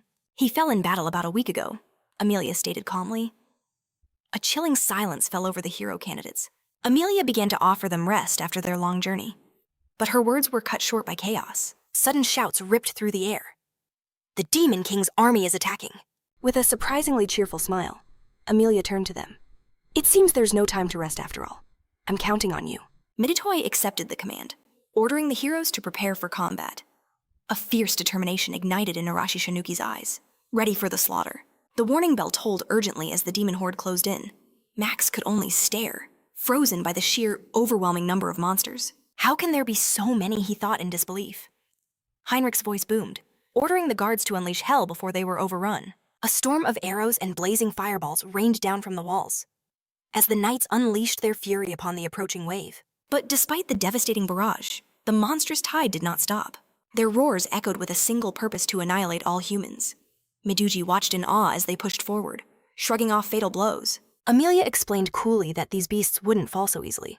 She warned the heroes never to underestimate their raw power and resilience. In comparison, she stressed, humans are terrifyingly fragile. Tension mounting, Miduji looked to Amelia for guidance. She simply told him to follow Heinrich's lead. She then declared she would lead the Fourth Order into the fray herself. Heinrich nodded, stating he was about to give the same command, but someone had already beaten them to it. Down below, figures were already clashing with the beasts. Confused, Miduji asked who they were. Nagasireya answered instantly. It's Arashi Shonhuki and his group. They've already charged in. Miduji was left speechless. He asked her to say that again. As the dust settled, the monsters laid eyes on their human foes. They erupted in mocking laughter, seeing mere fools walking toward their own graves. But Arashi Shonhuki didn't care if they were demons or gods. He had only one declaration: he would slaughter them all. And with that, the battle exploded into motion. Meanwhile, back at the fort, monsters breached the walls, overwhelming the guards. Just as a beast's claw was about to fall, Miduji appeared, his sword blocking the fatal blow. The guard could only stare in shock and relief. Miduji unleashed his sword extend, felling the monster in a single, swift strike. A surge of newfound confidence coursed through him. He could feel his power growing. He could do this. He roared to his comrades, "We can win this battle, so fight without fear." His words were like a fire, igniting the spirit of every hero candidate. As Miduji prepared to charge back in, he steeled his resolve. There was no room for hesitation. As their leader, any doubt from him would infect the others. He remembered Aragi Kai's harsh lesson about the price of naivete. Hashimoto Mei rallied the others, shouting for them to join Midushuji in the fray. Nagasar unleashed his special techniques, while Kakiren began to utterly dominate the battlefield. The battlefield became a whirlwind of chaos as the heroes clashed with the monsters. Watching them, the guards were simply speechless at their power. They were completely overwhelming the Demon King's forces. Heinrich's command roared over the battlefield. He ordered the guards to support the heroes, to help them press their advantage. With a unified war cry, the guards charged forward. The brutal melee raged on, until at last, the Demon King's army was broken. Amelia's voice rang out, joyfully declaring their victory. A thunderous cheer erupted from the guards. But as the sun began to set, Midushuji was lost in his own thoughts. Heinrich's voice broke the silence, asking if this was his first real war, and what it felt like. Miduji confessed that commanding a battle of that scale was staggering. In the heat of the fight, his world narrowed, making it impossible to command effectively. Heinrich commends his hard work and praises the hero candidates for securing the victory. But this praise is followed by a stern warning. They must remain vigilant. They had only faced mid-tier enemies in a small skirmish. High-ranking demons are on an entirely different level, with overwhelming power. Miduji's expression grows serious, vowing to take the warning to heart. Meanwhile, the scene shifts to the depths of a demon den. A monster reports to Stonga, one of the Demon King's dreaded 4 heavenly kings. The creature begs for forgiveness for its failure, but Stonaga's displeasure is palpable. Far away, in the great forest of Ekkad, Aragi Kai is on the move. He feels himself nearing the forest's edge, sensing his journey to find the sage is almost complete. Suddenly, something whips toward him at blinding speed. Vicious tongues lash out, aiming to strike. Aragi Kai barely dodges, shocked by their incredible velocity. What could they be? He scans the area, spotting unfamiliar magical beasts. His system quickly identifies them tongue baboons. After a swift status appraisal, Aragi Kai almost laughs. They were incredibly weak creatures. The tongue baboons attack again, but Aragi Kai evades them with ease. As they close in, he showcases his superior agility, leaping away to dodge their assault. The baboons lunge with their deadly tongues once more. This time, however, Aragi Kai's blade flashes out, instantly slicing through an attacker's tongue. The other baboons freeze, completely shocked by his reaction speed. Aragi continues his counterattack, completely severing the tongue. The baboon tries a tail whip, but its movements are far too slow. Aragi dodges it effortlessly before ending the creature's life. The other baboons are frozen in fear and confusion, uncertain of their next move. Aragi, now thoroughly annoyed, issues them a challenge. So, are you coming to me, or must I come to you and end this? A short while later, the tongue baboons all lie defeated. Aragi Kai notices more powerful magical beasts appearing. He wonders if this means he is approaching the Demon King's territory, or perhaps it's simply because this forest is far from civilization, rarely tread upon by knights or adventurers. He realizes that the deeper he goes, the more likely he is to encounter powerful beasts no human has ever faced. His appraisal skill is a godsend for identifying these threats. Aragi Kai resolves to maintain maximum vigilance from this point on. Sometime later, he finally arrives at Mount Uragano. This imposing mountain range serves as a natural barrier, slowing the advance of the Demon King's army. He recalls that the highest summit is called Reaper Wolf Mountain. Legend says the sage Alabama lives at its very peak. Aragi Kai tries to remember if a small village exists at the mountain's base. When he arrives, he is met with an utterly shocking scene. The entire village is engulfed in flames. His first thought is chilling the Demon King's army. His suspicion is confirmed. Monsters swarm the burning village. Aragi Kai observes from a rooftop, completely concealed. This place should be far from the front lines, he thinks. He now knows he must be far more cautious. The monsters ask their leader, Hector, for orders. Should they slaughter the humans? But Hector silences them, declaring they will enslave the survivors instead. He then demands to know if they've found any information on Alana Correa. A monster confirms the sage resides atop Reaper Wolf Mountain. Hearing this, Hector's expression darkens. It seems their intelligence was correct. He emphasizes that the sage, Alban Correa, is their absolute highest priority. Hector commands his monsters to rest in the village for the night. Tomorrow, they will climb Reaper Wolf Mountain. But one monster voices its fear, pointing out that the mountain is home to the Reaper Wolfen, wild beasts that no one can tame. They realize that if they cannot defeat these Wolfen, they will never reach their objective. Another monster asks for a reason. The first explains that mind control magic is useless against highly intelligent magical beasts. He'd even heard that one of the 4 heavenly kings once tamed a dragon. But taming a Reaper Wolfen? That was considered impossible. Hector cuts in, saying he is no magic user. Talking about powers they don't possess is pointless. Their only path forward is to crush this untamable magical beast with overwhelming force. The other monsters roar in agreement. Watching this exchange, Aragi realizes this group is highly organized under Hector's command. He suspects it's because Hector is a high-ranking demon. Aragi Kai uses his appraisal skill and confirms it. Hector is indeed one of the Demon King's elite, high-ranking demons. In that moment, Aragi Kai knows a direct fight with Hector would be suicide. Suddenly, Hector senses a gaze upon him. He orders his monsters to search the area. Aragi Kai is stunned by Hector's incredibly sharp senses. The monsters begin to search for him, but Aragi Kai remains calm. He has absolute confidence in his concealment skills. Then, Aragi Kai spots a group of captured humans, bound with thick ropes. Even seeing their plight, he hardens his heart and chooses not to act. His primary mission, just like that of the demons, is to find the sage Elbana. The race against time had begun. He had to conquer this mountain before the Demon King's army laid claim to it. Meanwhile, atop the treacherous, jagged peaks of Oregano Mountain, infamously known as Reaper Wolf Mountain, Aragi had somehow clawed his way this far. His map was useless here, showing no clear path, forcing him to rely on faint animal trails.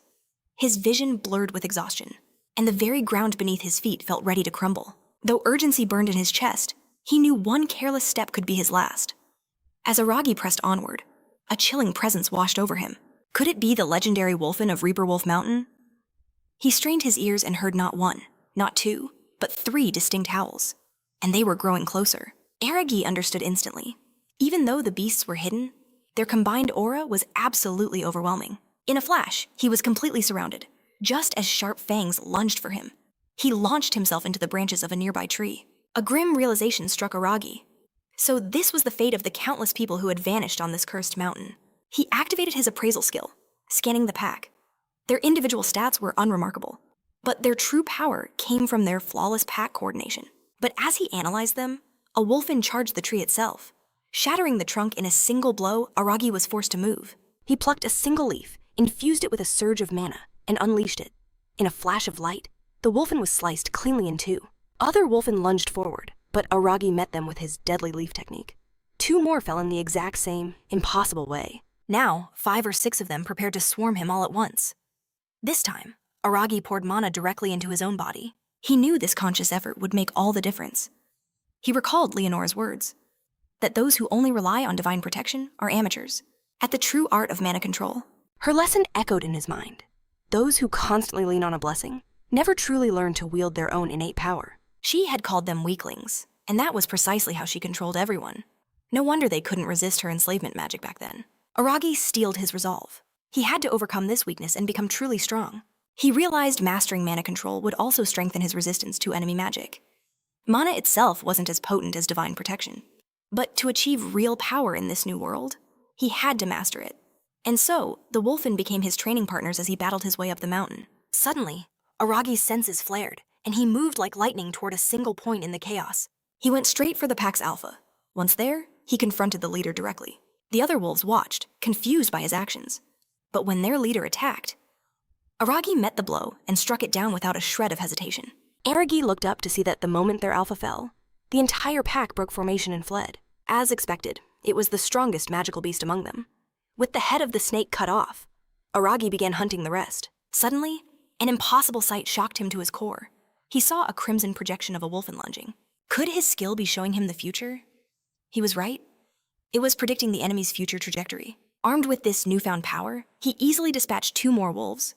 Aragi realized his ability let him see about 1 second into the future. The remaining wolves were frozen in terror, but Aragi just smirked.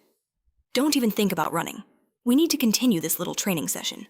Aragi then made short work of the entire pack. Checking his status, a new skill glowed on the screen, the divine protection of foresight. This power allowed him to see his enemy's future attacks. He remembered his appraisal skill leveling up in a similar way, granting him weak point detection. This meant his blessings were evolving from normal to enhanced, allowing him to perceive everything around him on a deeper level. Exhaustion finally washed over him, and Aragi decided to rest. But a massive presence suddenly flared nearby. Could the Demon King's army have finally arrived? All thoughts of rest vanished. He immediately shot off towards the ominous presence. Meanwhile, near the mountain's peak, a group of monsters had captured an elf girl named Mare. Their leader, Hector, admired her defiant spirit. Just like a disciple of the sage, he sneered.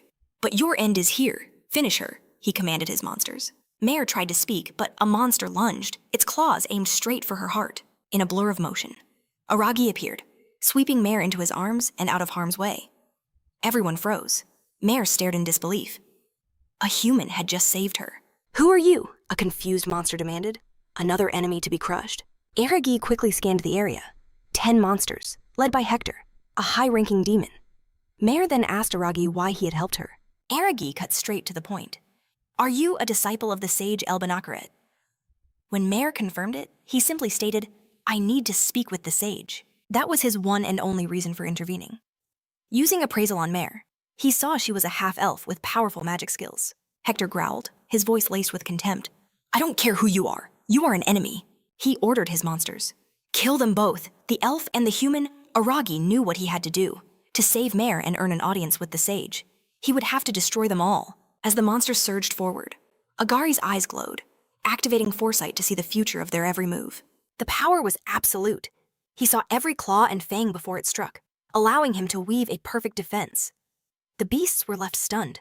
In a blur of motion, Agari carved a path through their ranks, his knife a silver flash that silenced them one by one. The last of the monsters froze, watching in utter disbelief. With foresight active, Agari felt like a god in close combat. But a single doubt gnawed at him. How long could he sustain this power? Just then, Hector changed his strategy, ordering his monsters to cease their charge and unleash their magic. The beasts obeyed, and the air crackled as they launched a barrage of magic bullets straight at Agari. Seeing the deadly energy arc towards him, Agari braced himself for the worst. But in that instant, Mare began her chant. She called upon Sylph, the spirit of the wind, and a great gust blew the magic bullets harmlessly away. A flawless save. Was that a spell? Agari asked, amazed. He knew only elves could borrow the power of spirits. Mare confirmed it, offering her thanks to Agari. She explained that because of him, the spirits could finally find their peace. Enraged, Hector roared that this victory was an illusion. The time for games was over. He would join the battle himself. Agari's expression turned grim. Elf, he commanded. Keep the fodder busy while I handle their master. Mare declared she could handle it, but shot back. And stop calling me an elf. My name is Mare, she insisted. Agari nodded quickly, showing his faith by calling her the sage's disciple. Mare nearly exploded, screaming, My name is Mare, before sighing in defeat, telling him to just forget it. Meanwhile, Agari faced Hector head-on, and instantly felt the overwhelming pressure of a true demon lord. As their swords clashed, Agari used the force of the blow to launch himself skyward, striking from above. But Hector's blade met his knives with perfect precision. In the next breath, Hector unleashed a terrifying counterattack. Yet Agari was impossibly fast, dodging the strike and managing to land a clean slash with his knife. Hector flinched, taking damage. He was shocked Agari had read his attack. A good effort, he admitted. But Agari was horrified. The wound was barely a scratch. The full power of a high-ranking demon was chillingly clear. He knew his foresight was the only thing keeping him alive in this fight. Hector taunted him, sneering that if he wasn't a mere human, this battle would have ended long ago. Desperate, Agari used his appraisal skill on the demon. The results were terrifying. Not only did Hector possess the monstrous body and senses of his lineage, but his swordsmanship was level 5. Agari knew a straight fight was suicide. Even with his future sight, he had to forge a new path to victory. If you will not come to me, Hector bellowed, then I will come for you. Yet somehow, Agari managed to evade the demon's deadly rush. Finally, Hector's blade nicked Agari's hand, making him tense up. He realized predicting the future meant nothing if his body couldn't react in time. The physical gap between them was simply too vast. Hector laughed, mocking him. Is that all you can do, run? But then, Agari pulled out a gun and fired. With incredible reflexes, Hector moved to block the bullets with his bare hand. Agari felt a surge of relief as he saw the bullets tear straight through Hector's palm, wounding him. The demon looked completely stunned. What is this insolent device? He roared, demanding to know what kind of profane weapon Agari wielded. Overcome with fury, Hector charged again. Agari fired back, but this time, the demon easily dodged the shots, warning him not to be underestimated. Hector claimed he could now predict the bullet's trajectory with ease. The clip ran dry. Agari switched tactics, throwing a volley of knives at Hector, who simply batted them aside with his sword. Then, to Hector's complete astonishment, Agari stopped fighting and calmly sat down on the ground. Before the demon could process this, Agari hurled a strange, round object directly at him. Hector charged forward, wondering what new trick this was. He never reached him. The bomb exploded with catastrophic force. The remaining monsters stared in shock. Even Mare was speechless, wondering who Agari truly was to possess such power. She couldn't believe her eyes. A mere human was actually dominating a high-ranking demon. Meanwhile, Agari stood ready with a knife. His handgun was empty, and that grenade had been his final trump card. As Hector rose from the crater, Agari knew that guns and bombs weren't enough to kill this monster. Hector was beyond furious, enraged by these unfamiliar weapons. He attacked with his full might, but Agari managed to slip past the devastating blow. In that critical moment, Agari decided to activate his ultimate skill, weak point detection, but to use it, he first had to study Hector's movements with perfect clarity. The demon lord geared up for another assault, but Agari was already a step ahead. He saw the path of the attack, and with it, the single, perfect fatal flaw, the neck. He moved into position, knife held steady. Hector charged right into the trap, impaling himself on Agari's blade, which slid perfectly into his throat. The demon was stunned. How could he have been hit so precisely? Agari knew his skill was incredible, but it was already draining his mana at a terrifying rate. His strength vanished in an instant. Agari collapsed, a cold dread washing over him. His mana was completely empty. This was the worst possible situation. The remaining monsters smelled blood in the air.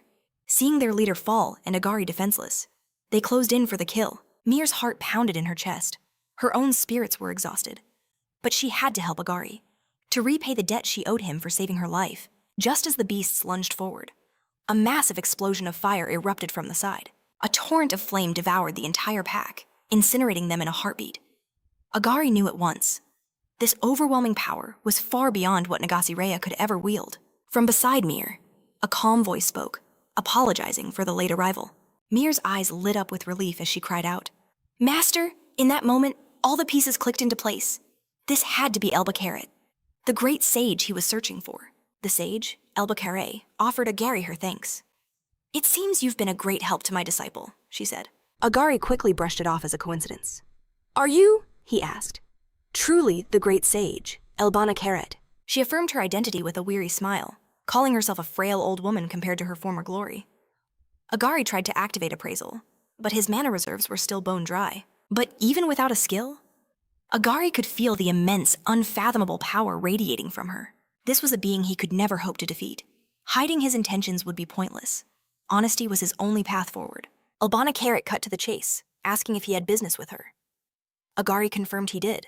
She noted that no one ever sought her out without reason, and thanked him once more for saving her student. She promised to answer his questions to the best of her ability. Just then, Mir suggested they should all head home. The scent of blood hung heavy in the air, a beacon for more beasts. The sage agreed, and extended an invitation to Agari, noting that he, too, was in dire need of rest. Agari readily accepted. As they walked, he couldn't help but think that things were finally looking up. Protecting her disciple had paid off in a way he never expected. Sometime later, their journey ended. As they arrived at Elba Carrot's secluded home, once they were safely inside, Mir quickly announced she was taking a bath.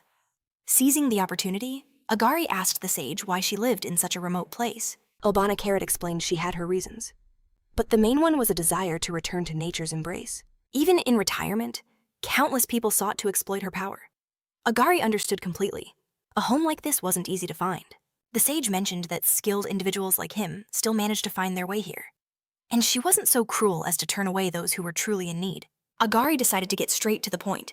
He revealed that he was a hero candidate, summoned to defeat the Demon King. Elbana's expression grew grim. "So, you are from the third generation of candidates. she stated. She had heard rumors, but never believed the summoning had truly taken place. The words hit Agari like a physical blow.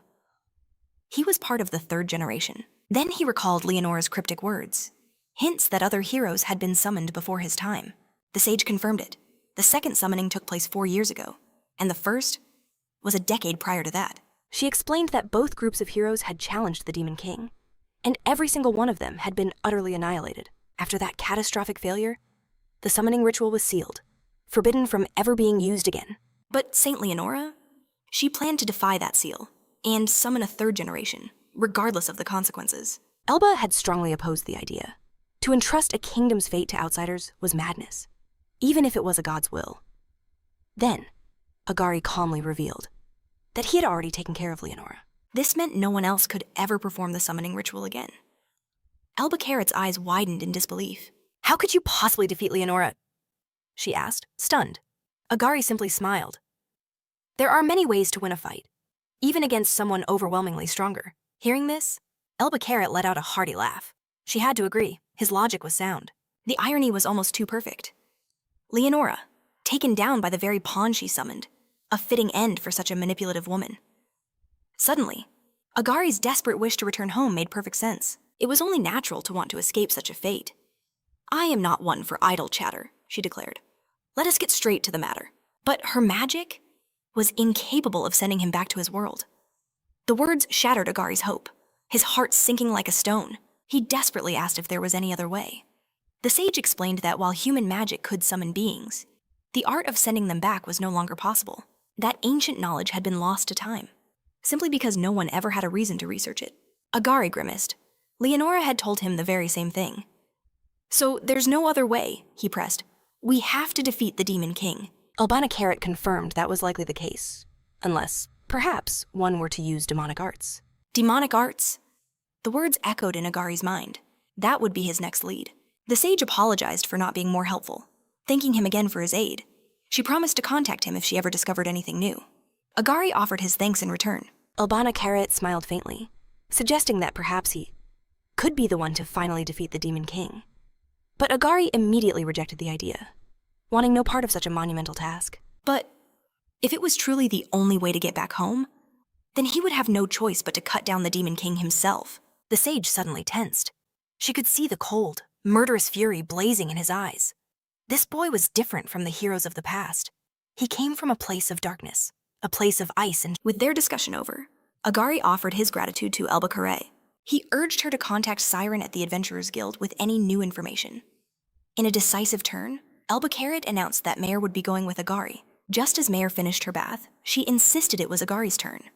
After the grueling mountain climb and that intense fight, he was surely covered in grime. Agari had to admit she was right. But as he agreed, Albana Carrot cut in, a knowing glint in her eyes. I have a proposal. And what's that? Agari asked. Albana then dropped a bombshell of a question. Why not take my disciple with you on your journey? Mare's eyes widened in utter shock. Disciple you? You mean me? She stammered. And with that, the scene suddenly leaps forward. We find Agari and Mayor already deep on their path, trekking through the eastern region of the Dora demonic kingdom. This treacherous area is the very front line in the war against the Holy Kingdom of Daguerreast. It seems Agari ultimately agreed to take Mare along. Agari remarked on the surprisingly pleasant weather, noting he'd heard the demon territory was relentlessly harsh. Mare quickly corrected him. They were still on land that once belonged to the Holy Kingdom. The true, oppressive climate of Dodora would strike once they ventured deeper. The grim reality dawned on Agari. The Demon King's army had already conquered this vast territory. Mayor continued, pointing toward a large city named Nutrat, near the western Uragano mountain range. She explained that villages used to dot the landscape around it, but that city had fallen to the Demon King's forces and was now the front line, their final destination. She estimated it would take them about 2 days of hard walking to reach it. Agari asked hesitantly what became of the people from those villages. A shadow fell over Mare's face as she began to explain. Half of the population was slaughtered, she said, her voice heavy with sorrow. The rest were taken as slaves for forced labor. Only a precious few managed to escape over the mountains. Hearing this, Agari gave a grim nod. He was truly impressed by Mare's knowledge, feeling more certain than ever that bringing her was the right choice. But hold on, let's rewind the clock. This takes us back to the moment Alana Carrot first proposed that Agari take Mare. Agari had rejected the offer flat out, stunning Mare. At least think about it, she had yelled, completely bewildered. Albana just laughed, warning Agari to choose his words carefully. For a stranger in this world, Mayer's guidance would be an invaluable treasure. The knowledge passed down through her family for generations was beyond extensive. Albana also confessed she'd been seeking a chance for Mayer to see the world, but worried about her precious disciple traveling alone. Agari looked completely lost. He asked why she would entrust Mayer to him, when she could simply go herself. Albana explained that her time for long journeys was over. Though she appeared young and vibrant, her time and her abilities were both fading. Then Agari appeared and saved Mayer's life. Mayer began to express her gratitude, but said she needed to think. Agari cut her off. He was going to infiltrate the demon territory. He told her. A mission that was practically a death sentence. He gave her a chilling warning. If you slow me down, I will leave you behind. Alana then turned to Mayer, reminding her that this was her life, and her decision to make. Her life. Those words echoed in Mayer's mind. With newfound resolve, she declared, I understand. I am ready to go with Agari. And with that, we are back in the present. Agari looked at his companion intently. You look tired, he told Mayer. Just so you know, we still have a full day of marching ahead, Mayer shot back. Don't expect the stamina of a warrior from a spellcaster's body. She clarified that even though she specialized in magic, she had always trained her body as well. Agari then suggested they stop for the day and rest. Mayer was stunned. Didn't you say you'd abandon me if I slowed you down? She asked. Agari looked at her as if she were insane. What nonsense are you talking about? He scoffed. I wouldn't leave you for something so trivial. He then gestured impatiently. Now hurry up and set up camp. His unexpected response clearly impressed her. She understood and promised to have it ready in minutes. Night fell, and the two sat beside a crackling bonfire. Mayer ate quietly while Agari watched her, a hint of uncertainty in his eyes. He finally broke the silence, reminding her that their journey was about to become infinitely more dangerous. He swore that he would never back down, no matter how hard it got, because he had to find his way home. But he wondered if Mayer had a reason powerful enough to keep going with him. Agari then asked her if Albana was telling the truth, and if she truly had her own reasons for joining him. Mayer admitted it was a difficult story to tell. She confessed that she had already lost everything she ever held dear. Her home, the elven village, had been utterly wiped out by the Demon King's army. Agari was shocked. But wasn't the war just between humans and monsters? Mayer scoffed, a hollow look in her eyes. Those lines are meaningless to them. The demons simply crush everyone in their path. She then revealed the heart-wrenching truth her father, her mother, and even her little brother were all gone. Her father had sacrificed himself, drawing the monster's attention away from her. That was the only reason she had survived. Mayer remembered the absolute helplessness she felt. After the demon army moved on, they had left her for dead among the ruins. It was then that Elbenakaret found her, took her under his wing, and became her master. But Agari cut her off, claiming he had no interest in her tragic past. All he cared about was her ultimate goal. With a sharp gaze, Mayer retorted that he should have already pieced it together. She became Elbenakaret's student, a spellcaster, for a single purpose, to become strong enough to obliterate monsters. Mayer's eyes blazed with an inferno of vengeance. She declared that everything she'd endured for the past 10 years, all of her grueling training, was for one thing and one thing only: revenge. She vowed to personally execute the demon who destroyed her family. Taken aback, Agari demanded to know the demon's name. Mayer revealed the target of her hatred, Wimberg, the heavenly king of the wind, one of the Demon King's most powerful commanders, a member of the dreaded 4 heavenly kings. Agari's eyes narrowed. He asked if she joined him simply to get closer to her prey. He stated that, for now, he held no personal grudge against the demon race. Mayer confessed she couldn't understand why Elbenakaret allowed her to leave after meeting Agari. She admitted her master's true intentions were a complete mystery, so for now, she would simply follow Agari's judgment. Hearing this, Agari simply acknowledged her circumstances. He then recalled Elbenakaret's parting words, telling him to watch over Mayer. He'd been so sure he could handle her. The pieces finally clicked into place for Agari. Elbenakaret feared his student, blinded by vengeance, would recklessly throw her life away. Mayer quickly apologized for the heavy atmosphere, telling Agari not to concern himself with her burden. She had no intention of dragging him into her quest for blood. Agari understood. Mayer was determined to walk this path of revenge alone. He told her to put it aside and rest. They had a long journey ahead of them. Mayer agreed without protest. She summoned a few spirits to stand guard, ready to alert them to any approaching monsters. But while Mayer fell into a deep sleep, Agari's mind was consumed by the 4 heavenly kings. He watched her for a moment, then slipped out of the tent into the quiet of the night. His last opponent had been a high-ranking demon, but this new enemy was on an entirely different level. Realizing they needed to grow immensely stronger, Agari forced the troubling thoughts from his mind. Worrying would solve nothing. Meanwhile, within the Holy Kingdom's fortress, the leadership had gathered. With the hero candidates present, they believed the time to strike had finally come. The council was in agreement, debating their first target. Amelia proposed an attack on Fort Eris, once their own stronghold, now the enemy's forward operating base. Reclaiming it would be a massive symbolic victory. If we break them there, Henrik added, the enemy's entire line will be forced to retreat. But Henrik saw the plan for what it was, a reckless gamble. They had only defended until now, so why launch an all-out assault? The officials immediately challenged him, asking if he would still hesitate with the hero candidates under his command. Emilia conceded that Henrik had a valid point. Still, she argued, the enemy might be underestimating them, making a surprise attack highly effective. She then turned to Midoshuji, asking if he was fit for battle. He gave a simple yes. If the order was given, he was ready to draw his sword. Soon after, Henrik, Midoshuji, and Hashimoto Mari left the war room. Henrik confirmed the attack was set for the following day. Surprised by Emilia's aggressive strategy, Hashimoto asked Henrik if he truly believed the plan could succeed, noting the council's overwhelming confidence. Midoshuji chimed in, stating that if they were to attack, striking while the enemy was disorganized was the logical move. He didn't believe it was a mistake, but Heinrich disagreed, fearing they were placing too much faith in the hero candidates, breeding dangerous overconfidence. Henrik grimly added that even if they were just reinforcing the walls, they could not defy a direct order from the top. Hashimoto asked with a tense voice. So we have no choice but to follow? Henrik replied. Of course, I will support them with everything I have, but the hero candidates are the key. Tell them to rest well. Suddenly, Midoshuji was struck by a wave of tension.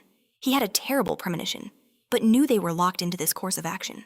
The next day, near Fort Arles, the air was thick with anticipation. The hero candidates and Henrik's forces stood ready to assault the fortress. Nagase questioned the timing, wondering why they were attacking in broad daylight. Wouldn't a night raid be more effective? Henrik explained that demons possess perfect night vision. Attacking in darkness would put their own forces at a severe disadvantage. Midoshuji then clarified their prime directive: eliminate the monster commander. The main army would engage the lesser monsters. He warned them that their target was likely a high-ranking demon. Midoshuji announced he would lead the charge. If he was ever separated, their orders were to buy time or retreat immediately. Just then, a scout rushed to Henrik's side. The signal from the main force had arrived. It was time to begin the operation. Henrik raised his hand and gave the command. Charge! Without a moment's hesitation, Midoshuji and the others moved. They stormed the fort like a tidal wave, bursting through the gates. Amelia's voice echoed across the battlefield. Annihilate every last monster. But lurking in the shadows, Stone Gaia, a king of the demon army, observed their every move. In the next moment, Heinrich and the hero candidates stormed the fortress's main tower. The monsters inside were frozen in shock.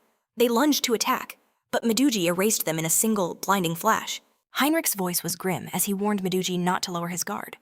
The enemy commander was almost certainly still in this hall. Suddenly, a tide of monsters erupted from the shadows, sealing their only path of retreat. The hero candidates turned to Midouji, their faces pale with fear. Desperate for a plan, Henrik shouted a command, telling Midouji to form a defensive line with the 8th Night Order and punch through to their objective. Midoshuji agreed instantly and roared Nagasarina's name. Nagasarina's voice was sharp with confidence. I know what I must do. She would clear the path. Her power flared to life as the others charged into the fray. They carved a path through the demonic horde.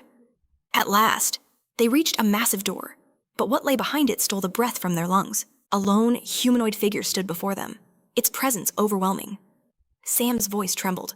What in the world is that thing? Arashi Shuki demanded to know if this was their leader. The figure's voice echoed with ancient power, introducing himself as Stone Gaia, one of the Demon King's 4 heavenly kings. Upon hearing his title, Kaki Ren and Hashimoto Mor froze on the spot. Even Midouji felt an icy chill crawl down his spine. The sheer pressure Stone Gaia emitted was suffocating. He drew his massive sword, its edge singing a challenge for a true test of power. Midoshuji ordered everyone to prepare for battle, even as he fought to steel his own trembling spirit. He knew that if they fell here, the sacrifices made by the main forces would all be for nothing. They braced for a fight, but Stone Gaia simply knelt, placing one hand upon the stone floor. A flicker of confusion crossed Midoshuji's face. Then, to their astonishment, a glowing orange sigil erupted beneath the Heavenly King. Every hero candidate felt their blood run cold.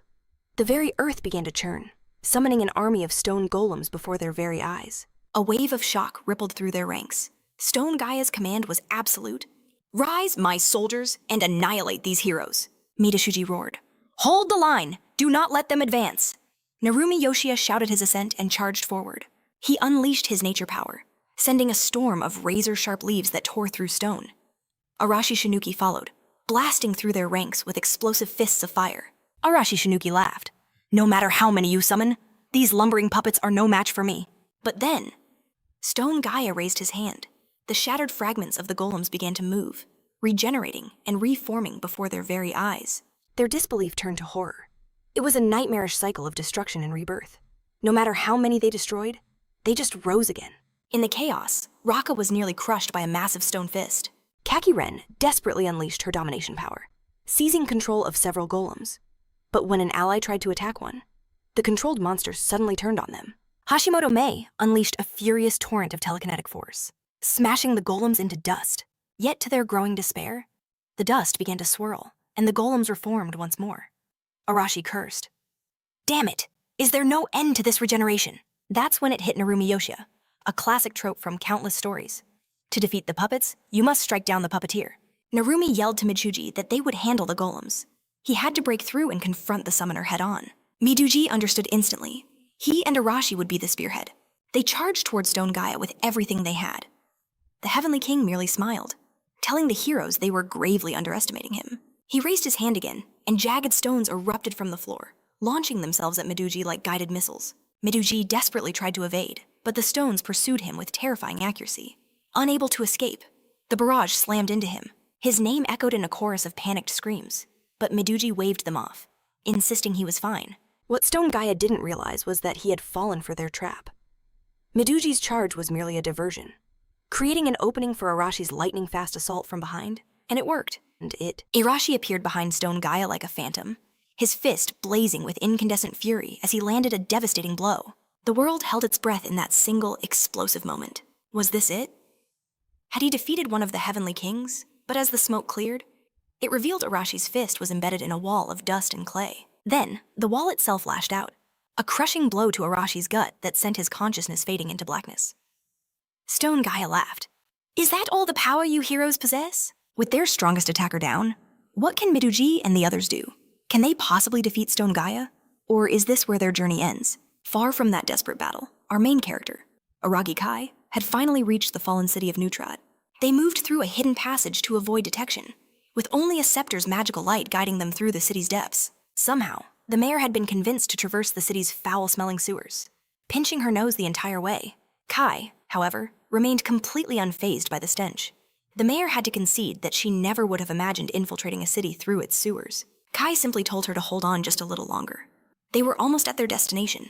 Their greatest threat was the demon's superior night vision, especially in the city's wide-open spaces, making this underground route their only option. Besides, Neutrat was a frontline city. Its security was meant to be impenetrable.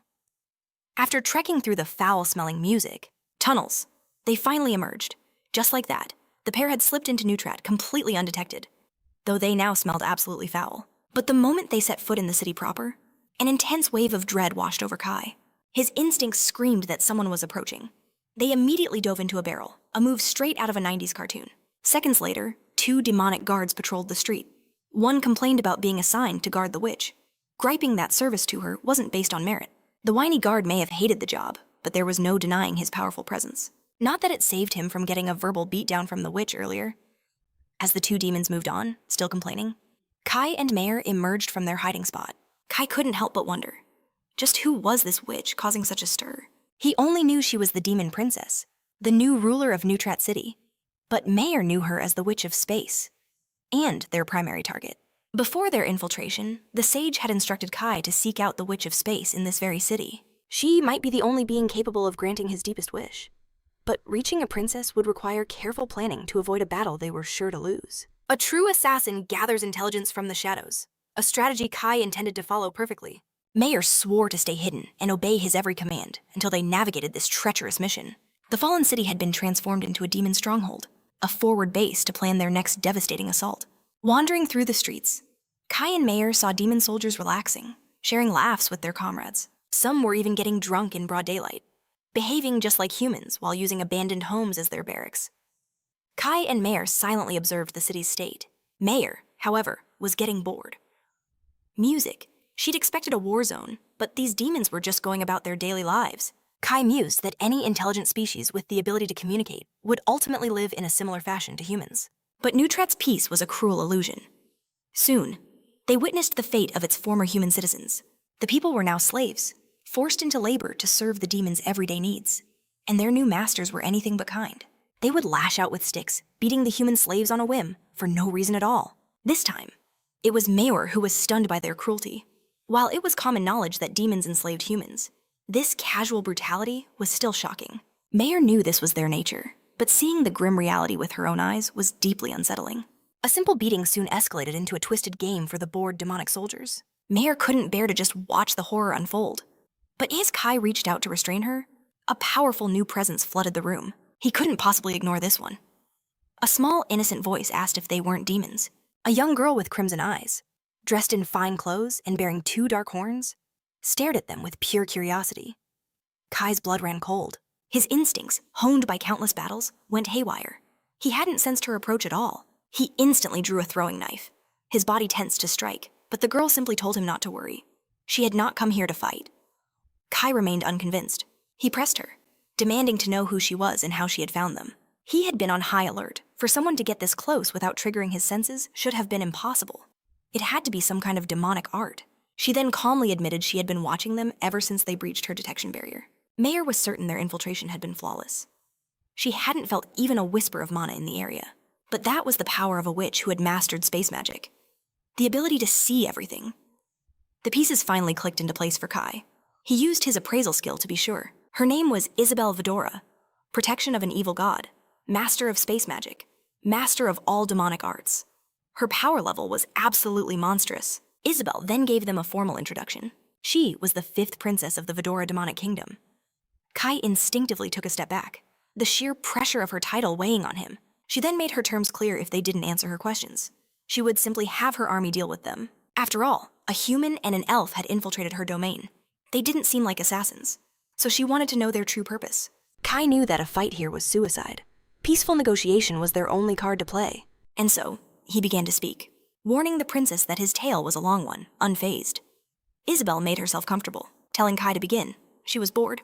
Anyway, for hours, Kai recounted his entire journey. At last, Isabel understood his desperate desire to return to his own world.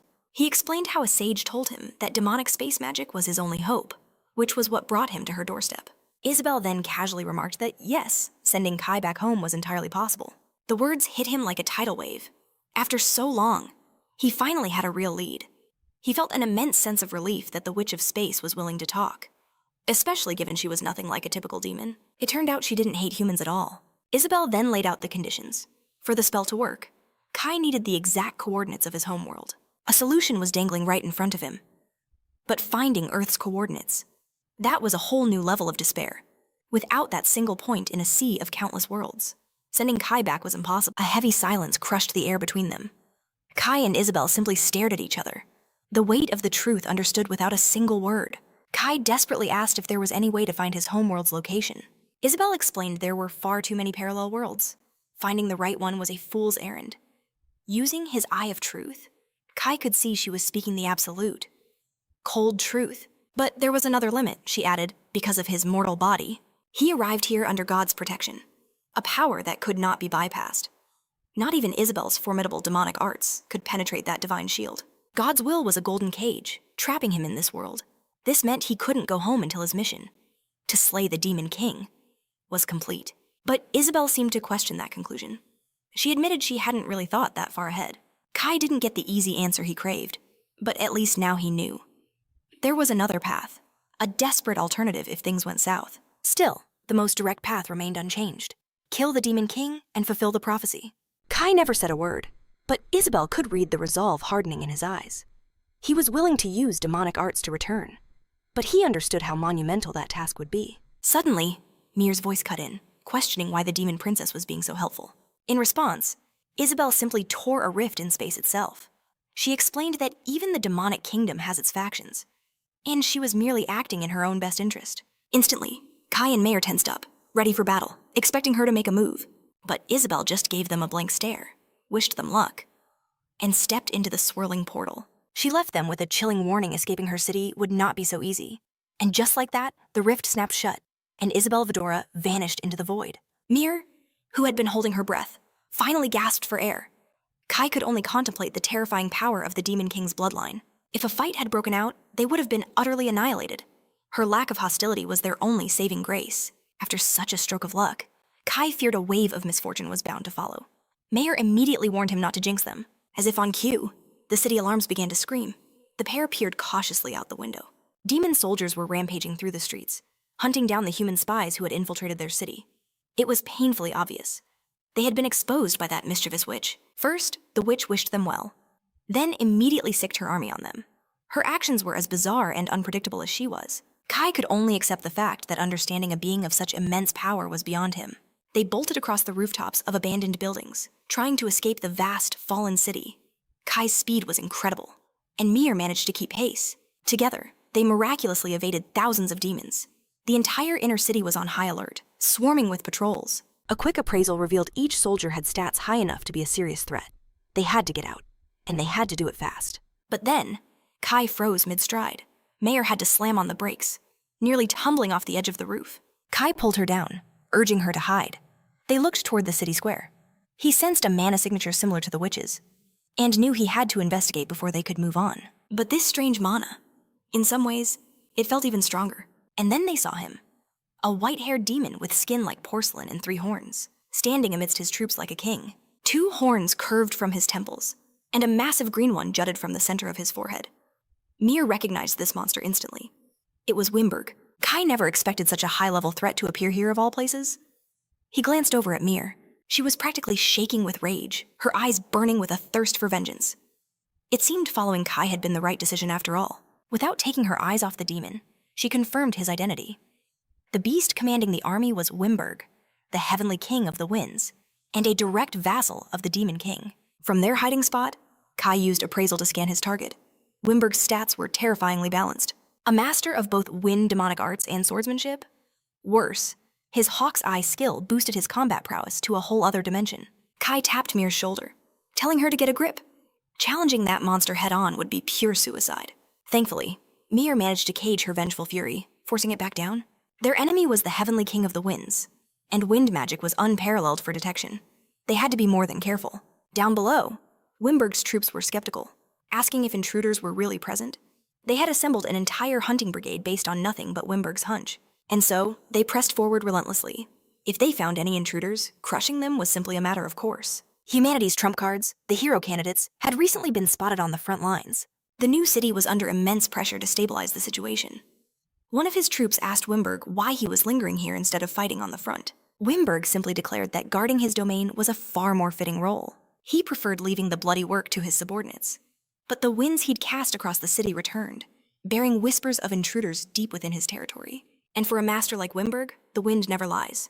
These spies moved with caution, but hiding from his all-seeing gales was impossible. His control over the air was absolute, a divine surveillance of the entire city. Wimberg commanded his troops to assemble the pursuit unit. It was time for a hunt. He knew the witch should have detected these intruders far sooner. She must have allowed them to pass. A very interesting development indeed. Meanwhile, Mayor and Kai fled for their lives, using the maze of old residential districts for cover. As they reached a corner, Kai signaled a dead halt. A demon search party was just ahead, scouring every shadow for their prey. The beasts knew someone was close, but couldn't pinpoint their exact location. Mayor also sensed an unnatural current in the air that agitated the spirits. It had to be that cursed wind surge, a relentless net closing in around them. She could disrupt the gales with her own magic, but that would be like lighting a beacon straight to their position. They remained unseen for now, but one wrong move would bring the entire horde down on them. Demon soldiers prowled the streets, their heads snapping with inhuman speed. The pair stayed low, trying to evade the searching wind, but they both knew it was only a matter of time. It was Mayor's fading stamina that finally betrayed them. In that instant, Kai's eyes darted to the rooftops, a new strategy forming in his mind. For this gambit to work, Mayor would have to become the bait. Without waiting for her consent, Kai vaulted to the rooftops, leaving Mayor exposed on the streets below. She cried out, but Kai ignited her spirit with the promise of revenge. He reminded her that tears would not save them now. Seeing their prey separate, the demons swarmed toward the lone elf girl. She looked like the easier target, but they still dispatched a unit to hunt down the shadow that was Kai. The time for running was over. Mayor spun around and unleashed her power, calling upon the spirits of flame to grant her the power of a salamander. The demons stopped dead in their tracks. Before they could even process what was happening, they were incinerated into ash. But, of course, such a brilliant display of power served as a massive flare. Her position was revealed, and entire demon battalions began to converge. Kai used this chaos to descend from the shadows, landing silently behind the distracted horde. From there, he began his symphony of destruction. The first demon fell without a sound, and the others, their eyes locked on Mare, noticed nothing. With swift, precise cuts, Kai reaped through the demon ranks. The battalion captain finally heard the sickening thuds behind him and spun around. He was met with a scene of utter carnage, his entire unit butchered, lying in pools of their own blood. That split second of terror was all the opening a master assassin needed. The captain screamed, "Coward!" But a final crimson spray silenced him forever. Meanwhile, Mare's own desperate battle raged on in the streets. She unleashed Undine, the great spirit of water, overwhelming her enemies with a powerful torrent. The crushing water magic was devastating in the narrow streets, stalling the demon army's advance. But even as the deluge pushed them back, the horde clawed forward relentlessly. Mare knew she was only delaying the inevitable. She had no choice. The demons just kept coming. The situation felt hopeless, until she noticed strange disturbances at the back of the enemy line. One after another, demons were collapsing, felled by a hidden blade they never saw coming. The phantom assault eased the pressure, allowing her to push back the dwindling force with her spell. A single, swift slash to the throat, and another demon fell. Who could be doing this? By the time one demon realized what was happening to his comrades, it was far too late. A throwing blade was already buried deep in his skull. It was as if he had met the Shinigami, the god of death himself. Kai moved through the trapped army like a phantom, his body now painted in their blood. Retrieving his daggers, he gave Mare a nod. Her performance as a decoy had made his job remarkably easy. Mare felt a flash of pride at the compliment, but it didn't erase the memory of her near-death experience. The duo may have hidden their tracks well, but Wimberg's patience had worn thin. His commanders pleaded for reinforcements, but he flatly refused. In his eyes, sending more fodder would only result in more corpses. So, the Heavenly King Wimberg decided to descend and handle things himself. Just as Mare and Kai neared the exit, a terrifying gale of pure mana slammed into them. With a mere glance, he launched dozens of homing wind blades, which shot straight for the pair. Mare remained calm and summoned Sylph, the spirit of wind, to her side. Her counterspell instantly neutralized the deadly projectiles. Kai tensed, his hand gripping his weapon. The real boss had finally entered the stage. Wimberg hovered high above, the winds of the entire city his to command. He had to admit, these intruders were no simple rats this time. Pure, unadulterated hatred burned in Mir's eyes as she stared down the man who had destroyed her entire world. This was it, her moment of vengeance. She had to seize it, her resolve unshakable. And for a full decade, she had prepared for this very battle. As Wimberg hovered, a king surveying his domain, the duo drew their weapons, ready for war. Kai knew a drawn-out battle against a heavenly king was nothing short of suicide. Not for mortals like them. They had to end this fast, going all out from the very first strike. Mir's expression hardened in agreement. Her focus became a razor's edge as she summoned Sylph the Wind Spirit. This time, her spell manifested as deadly wind blades, a potent magic that locked onto Wimberg with lethal intent. The Heavenly King simply stared at the oncoming attack, his expression one of pure insult at its weakness. It was a rare sight indeed, for an opponent to dare challenge the Heavenly King of Wind with wind itself. Wimberg decided they were simply fools. With a mere thought, he canceled out her attack, overpowering her blades with his own superior gusts. Her magic couldn't even scratch the wind barrier that protected him. The blades simply scattered into thin air. But in that moment, Kai saw it, an opening. Wimberg had just blocked his own line of sight, but taking advantage of that opening would be far from easy. As Kai surged forward to strike the supposedly blind king, he was slammed by sharp, solidified wind missiles, stopping him cold. From above, Wimberg's cruel laughter echoed. He mocked Kai for attempting such a childish move.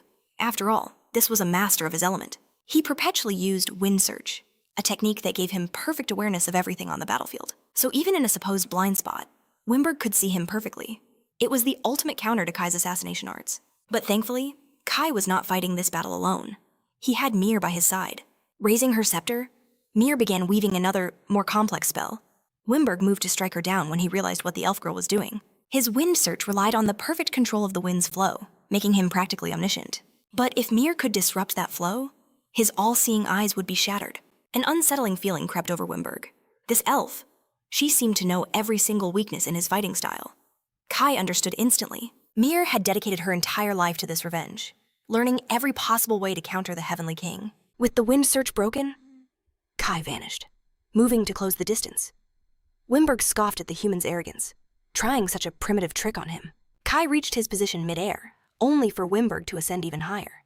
He looked down on Kai with utter contempt, mocking his futile attempt to reach a being who ruled the skies. This made things infinitely harder. That power of flight, it was just like Narumi's. Kai's thoughts were cut short by Mir's sharp command to jump again. Trusting his partner completely, he leaped into the empty air. This time, a massive surge of wind magic erupted beneath him, launching him skyward with incredible force. For the first time, Wimberg's composure cracked.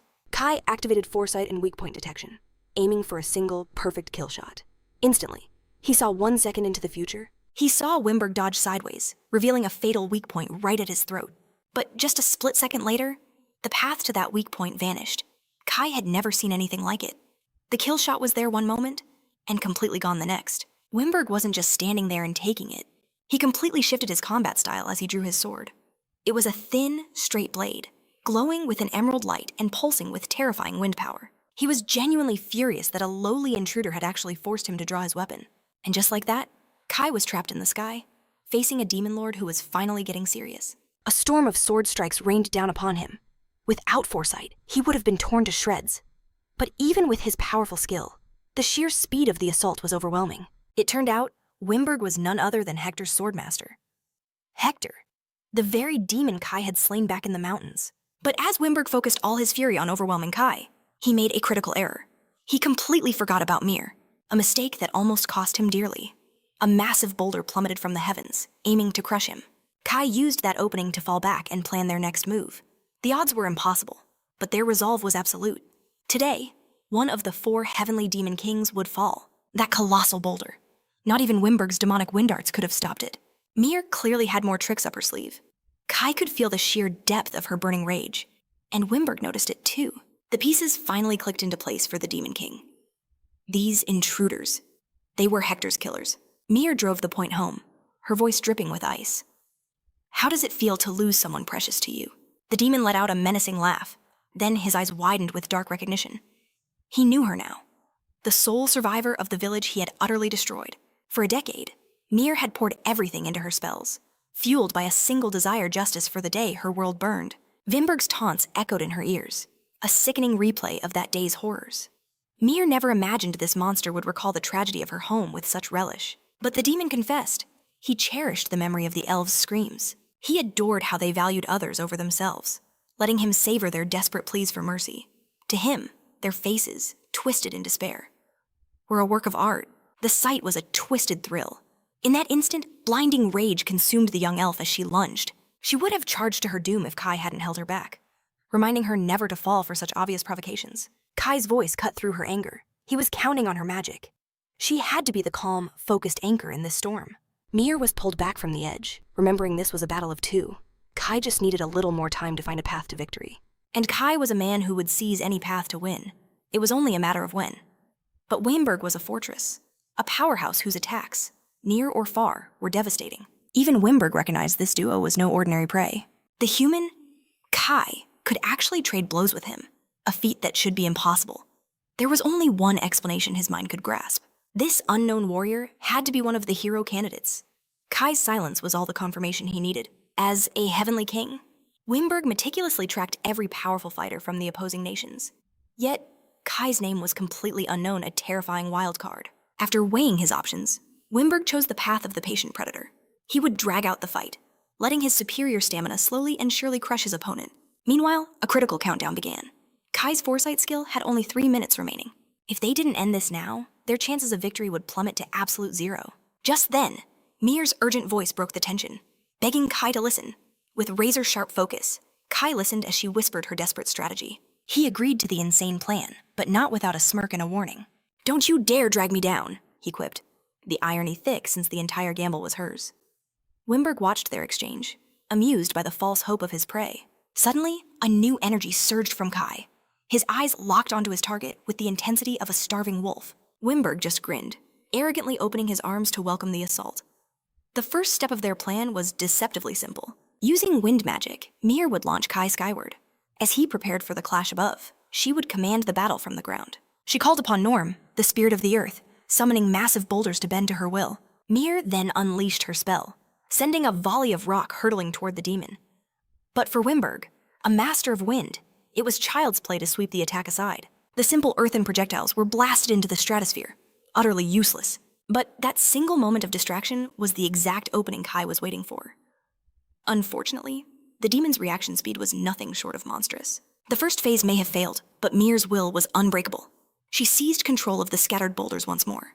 They arced through the sky, repositioning for a surprise attack from Wimberg's blind spot. Wimberg could have easily dodged or erected a simple wind wall. This attack should have been meaningless. But Mir had predicted his defense. Calling on Syl, she used her own wind magic to disrupt and tear at Wimberg's control. Her boulder smashed through his incomplete barrier, hurtling directly for their target. The magic itself was never meant to inflict serious damage. Its only purpose was to shatter Wimberg's perfect defense. With his foresight and weak point detection, Kai exploited the opening in a flash. Wimberg barely managed to raise his sword, a desperate attempt to block the incoming strike. But Kai's mastery of the blade was on another level. In a single, fluid motion, blood sprayed across the battlefield. Wimberg had made a fatal miscalculation. Kai wasn't aiming for his heart. Instead, Kai had aimed for Wimberg's sword hand with flawless execution. The Demon Lord's blade was now in Kai's possession. After seizing the legendary weapon, Kai instantly created distance, retreating beyond the demon's reach. The shock of being disarmed left Wimberg stunned, just long enough to miss the attack from behind. The boulders slammed into him with crushing force. Yet, the mighty Heavenly King stood firm, completely unscathed. They had broken his guard, but Wimberg's body was an impenetrable fortress. Mir stared in disbelief. She was certain their perfectly coordinated attack would be the key to her revenge. Kai, however, remained ice cold, his focus already on the next move. He recalled Mir's whispered insight. The demon's wind arts were inherently weak against earth magic, and she could use her own wind to interfere with his. To defeat a monster like Wimberg, they needed more than just a plan. They needed one they could execute perfectly. Kai had already modified her strategy. Now, it was all about creating openings for him to land the final blow. At least they'd secured the enemy's weapon. But a question lingered in Mir's mind. Wimberg was legendary for his peerless wind magic. Why would losing a simple sword matter to him at all? Wimberg knew it as well. To him, Kai didn't have the aura of a swordsman at all. Wimberg licked his wound, and it sealed itself in a heartbeat. He then unleashed a storm of wind projectiles at Kai, forcing the assassin to parry with the stolen sword. Kai used that opening to close the distance, swinging the glowing blade. To Wimberg's shock and utter disbelief, he suddenly couldn't react to Kai's onslaught. Every strike from the blade drove the Demon Lord back, step by agonizing step. Wimberg wasn't just some common warrior. His mastery of the sword was legendary. To be overwhelmed by a mere human was simply unthinkable. Seeing her chance, Mir unleashed a wind spell, adding to the chaos. A simple gale struck Wimberg's legs, shattering his stance. As the demon stumbled, he watched Kai mirroring his descent perfectly. Wimberg stared into the young man's crimson eyes and saw his own sword poised for the final blow. Refusing to accept defeat, Wimberg channeled every last drop of his power into his central horn. It hardened, growing thick and pulsating with energy. Demonic wind condensed at its tip, forming a lethal blade aimed straight for Kai's heart. But he was a fraction of a second too late. A slight adjustment. Perfect coordination. And the battle was decided. The heavenly demon's head soared through the air, landing beside his collapsing body. Kai, on the other hand, made a flawless landing nearby. But the instant his feet touched the ground, his mana reserves hit zero, and his foresight vanished. Wimberg still clung to a thread of life. Even with his head severed from his body, he couldn't comprehend his own defeat. Before his consciousness faded, he had perfectly mirrored Wimberg's entire sword style, just from observing it once. Kai had zero swordsmanship training, but he wasn't about to complain about the new skill set. Wimberg realized Kai must possess a blessing from the god of creation. That power alone made him humanity's ultimate weapon. But Kai decided to twist the knife deeper. He told Wimberg he acquired Copycat after killing his disciple, Hector. With his final breath, Wimberg cursed his own disciple as an idiot for allowing such a dangerous enemy to survive and grow stronger. Kai sat amidst the rubble of the battlefield, contemplating their next move. He now understood the terrifying power of one of the 4 heavenly kings. 3 more demons of that caliber remained, not to mention a demon king who was leagues above them. On top of that, the king had his own bloodline retainers, just like Isabel, serving him. Kai had to admit it. He stood no chance against the final boss right now. He let out a heavy sigh. Looking up, he saw Mir approaching Wimberg's corpse, her face an unreadable She asked Kai if it was over. He simply confirmed that it was. Kai then asked her a question. After all these years of planning, how did it feel to finally achieve her revenge? Mir confessed that she felt nothing. She had gambled her entire existence for this moment. Yet there was no satisfaction, only a faint sense of relief, as if a great burden had been lifted from her soul. Wimberg was dead, but her parents and fellow villagers would never come back. She was finally free from the chains of her past.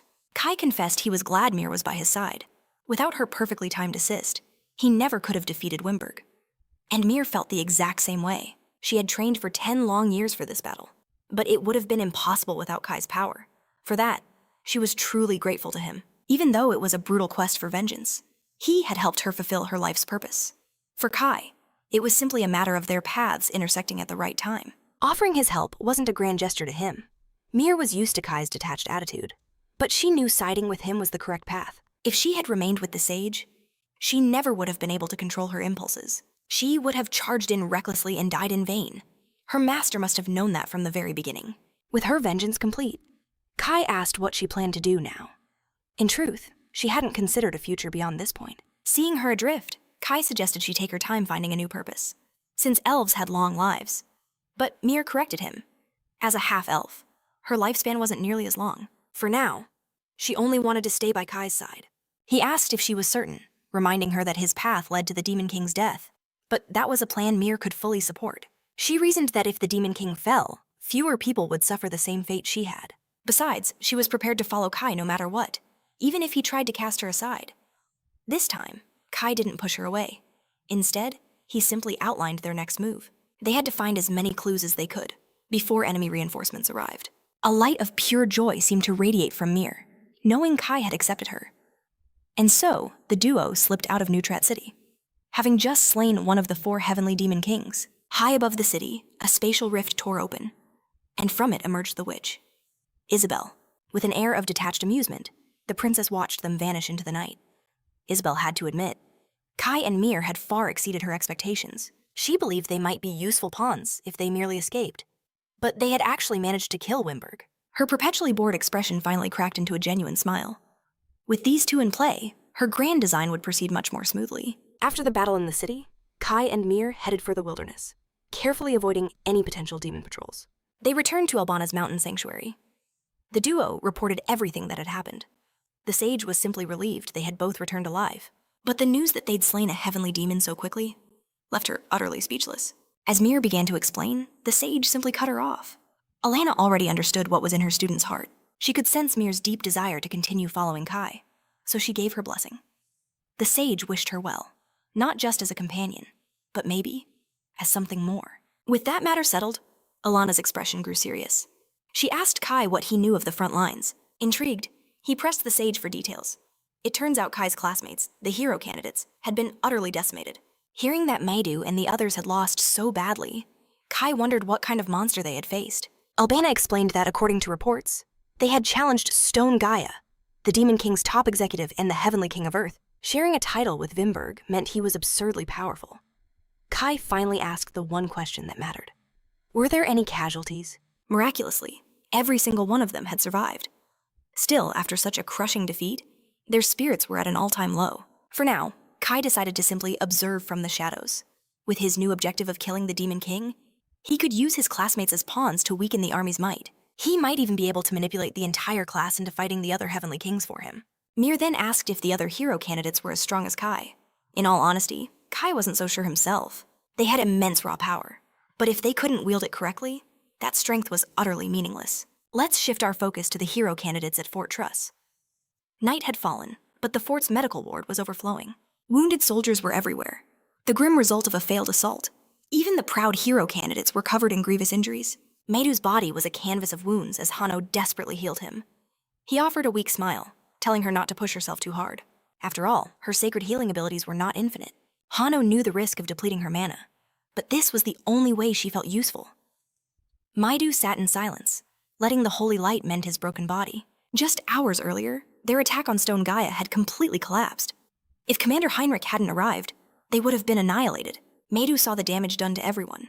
It wasn't just their bodies, but their very spirits that were broken. Rina stared at the floor, her eyes hollow. Arashi hid his face, consumed by the shame of his powerlessness. Meidu clenched his fist, fueled by a burning frustration. He saw their defeat as his failure alone. Maidu was certain their loss was a direct result of his poor leadership. If only he had been strong enough to defeat the Heavenly King himself, none of this tragedy would have occurred. Over at Fort Arles, the demon's grip remained absolute. The fortress looked completely impregnable. High on a watchtower stood the commander, the Heavenly King of Earth, Stone Gaia, calmly enjoying the night breeze. But from a great distance, Kai was secretly observing the fort, his eyes missing nothing. His perception was on another level. He could easily identify a stationary target from hundreds of meters away. Even Mir, who grew up with elven magic, was astonished by his supernatural vision. Kai couldn't help it, though every time his appraisal skill leveled up, it unlocked new, unbelievable abilities. The elf was beginning to suspect just how ridiculously overpowered his skills had become. Safely back at their camp, Kai finally got a look at Stone Gaia's incredible stats. The Heavenly King was a master of demonic earth arts, a defensive tank who was also skilled with a sword. Kai then activated his upgraded appraisal, and a detailed analysis of the enemy's power filled his vision. At level 4, his skill had evolved, showing him every single one of Stone Gaia's abilities a massive advantage. But the new function he truly wanted to test was weak point detection. He focused his gaze on the impossibly tough Heavenly King, but nothing appeared. It simply meant Kai's own level wasn't high enough to perceive his openings from so far away. He sighed. If every enemy had a clearly visible weak point, things would be far too simple. Even so, Kai now had a perfect intelligence report on Stone Gaia, detailing every one of the demon's skills. And with Mir's expertise in magic, she could summon powerful water spirits. This was the key, as Earth attribute users are fundamentally weak against water. But as they both knew, an elemental advantage is never a guarantee of victory. Every battle comes down to the skill of its combatants. Stone Gaia might possess many demonic earth arts, but he could have only truly mastered a select few. If they could identify which techniques were his specialty, Mir could exploit a fatal weakness. Since they were already in the region, scouting the lair of another Heavenly King seemed like a logical next step. Back at Fort Truss, the hero candidates were still reeling from their crushing loss, and Meidu was taking it the hardest of all. He couldn't help but wonder if Kai could have changed the outcome. But Meidu refused to rely on anyone but himself. For him, relying on others was a coward's escape. Just as he was about to scream his frustration at the heavens, his classmates arrived. They all knew the crushing weight Meidu placed upon himself. Rina, in particular, saw how their class rep always tried to shoulder every burden alone.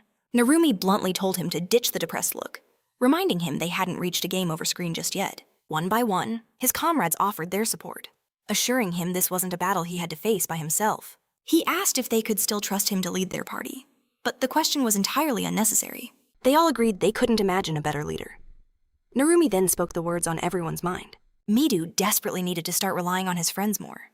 Seeing and hearing their unwavering faith, a true smile finally returned to Meidu's face. Narumi also made it clear that everyone had leveled up significantly, so Meidu could finally stop carrying the entire group on his back. Just as their heartfelt discussion came to a close, their reunion became whole with the arrival of another group.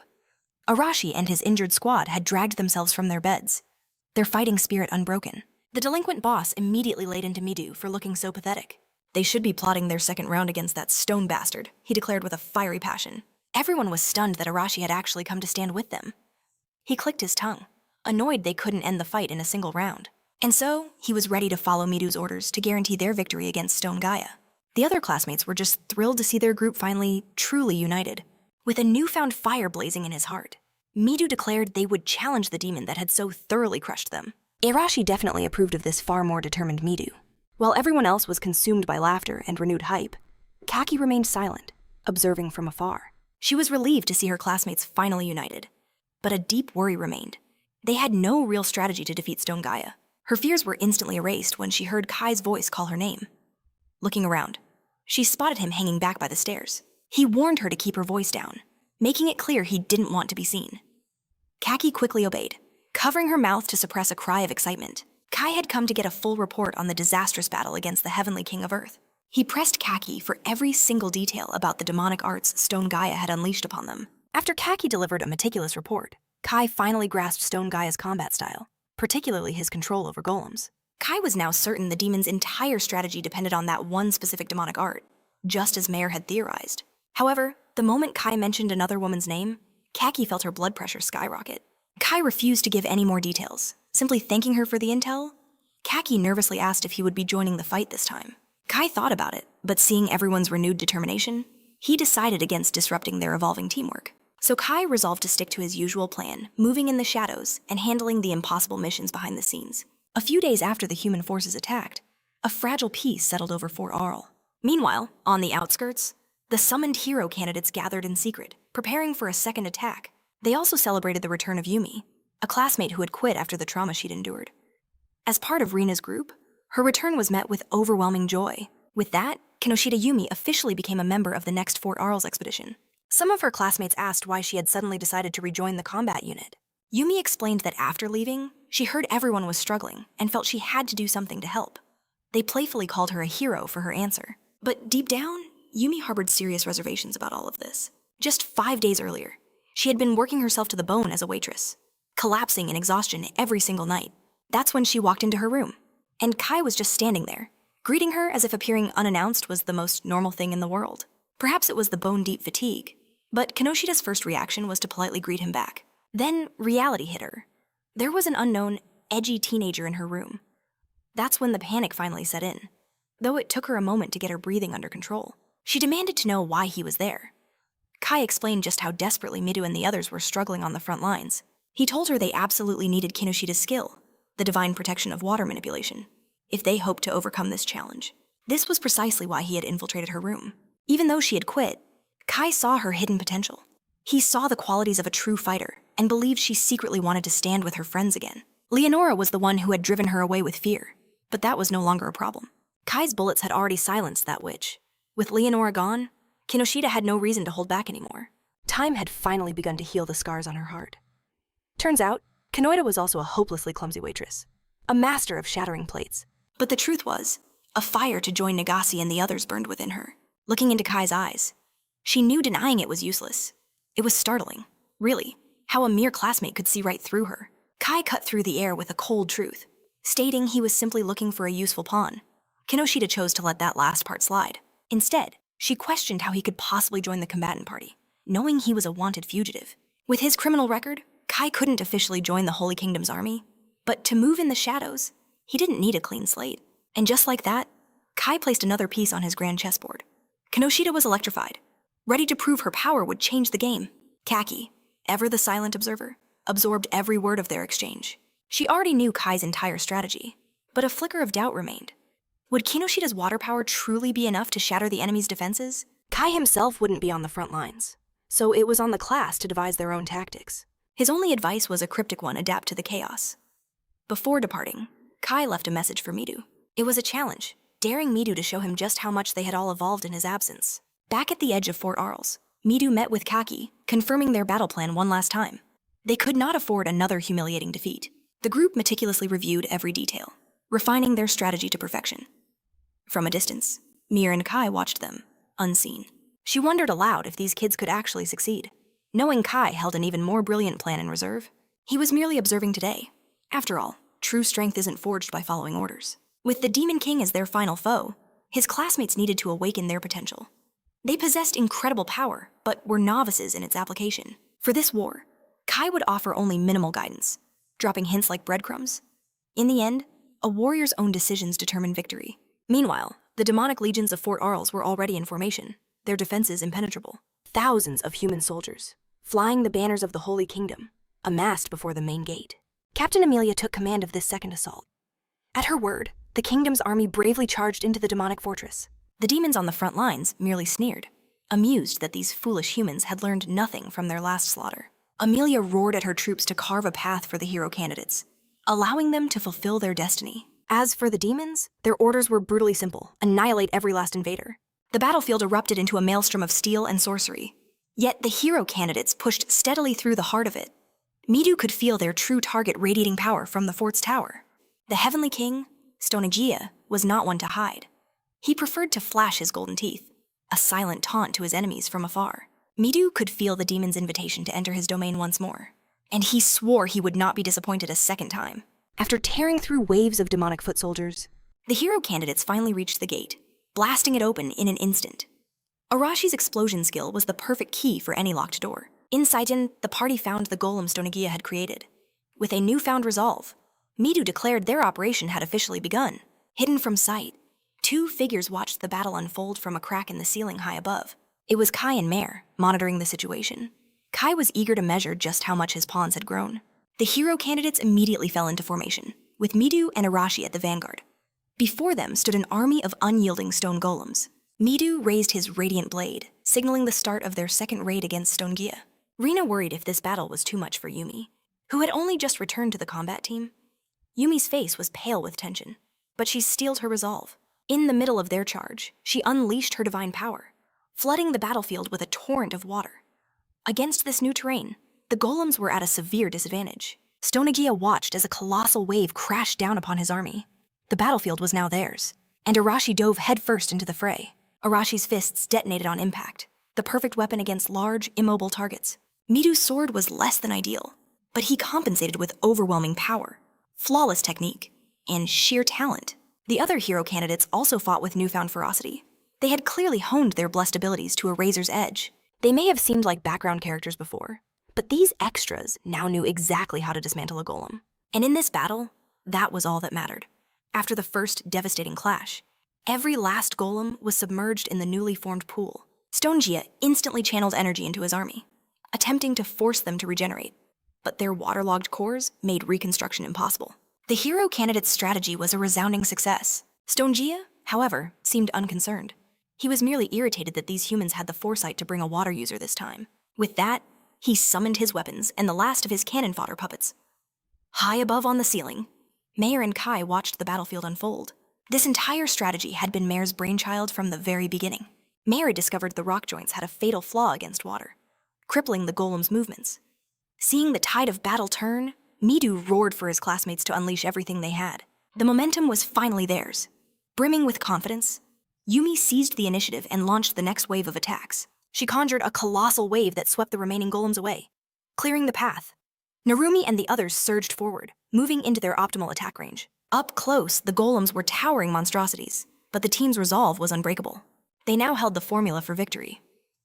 A faint smile crept across Stone Gaia's face. He praised their brilliant plan to wipe out his minions first, then touched the earth, causing dozens of magic circles to blaze to life around him. The Heavenly King unleashed a storm of razor-sharp boulders from the circles. To him, his golems were merely pawns to test his opponent's strength. Now, Stone Gaia was ready to show them the true, terrifying power of the earth.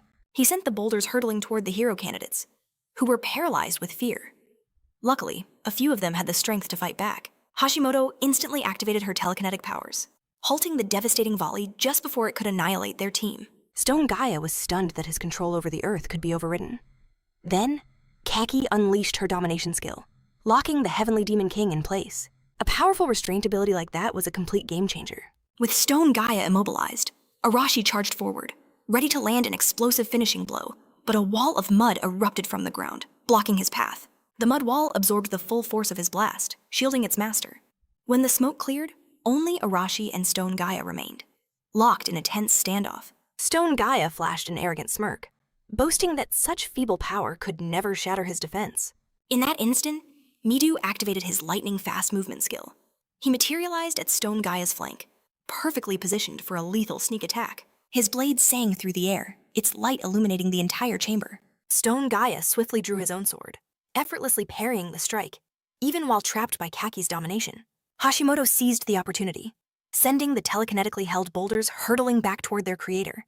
Narumi joined the assault, adding his wind manipulation to the mix. He formed countless wind lances, a massive upgrade from the single spear he once struggled to create. Stone Gaia was now facing an explosive threat from the front, a master swordsman at his side, and a deadly barrage of projectiles from every direction.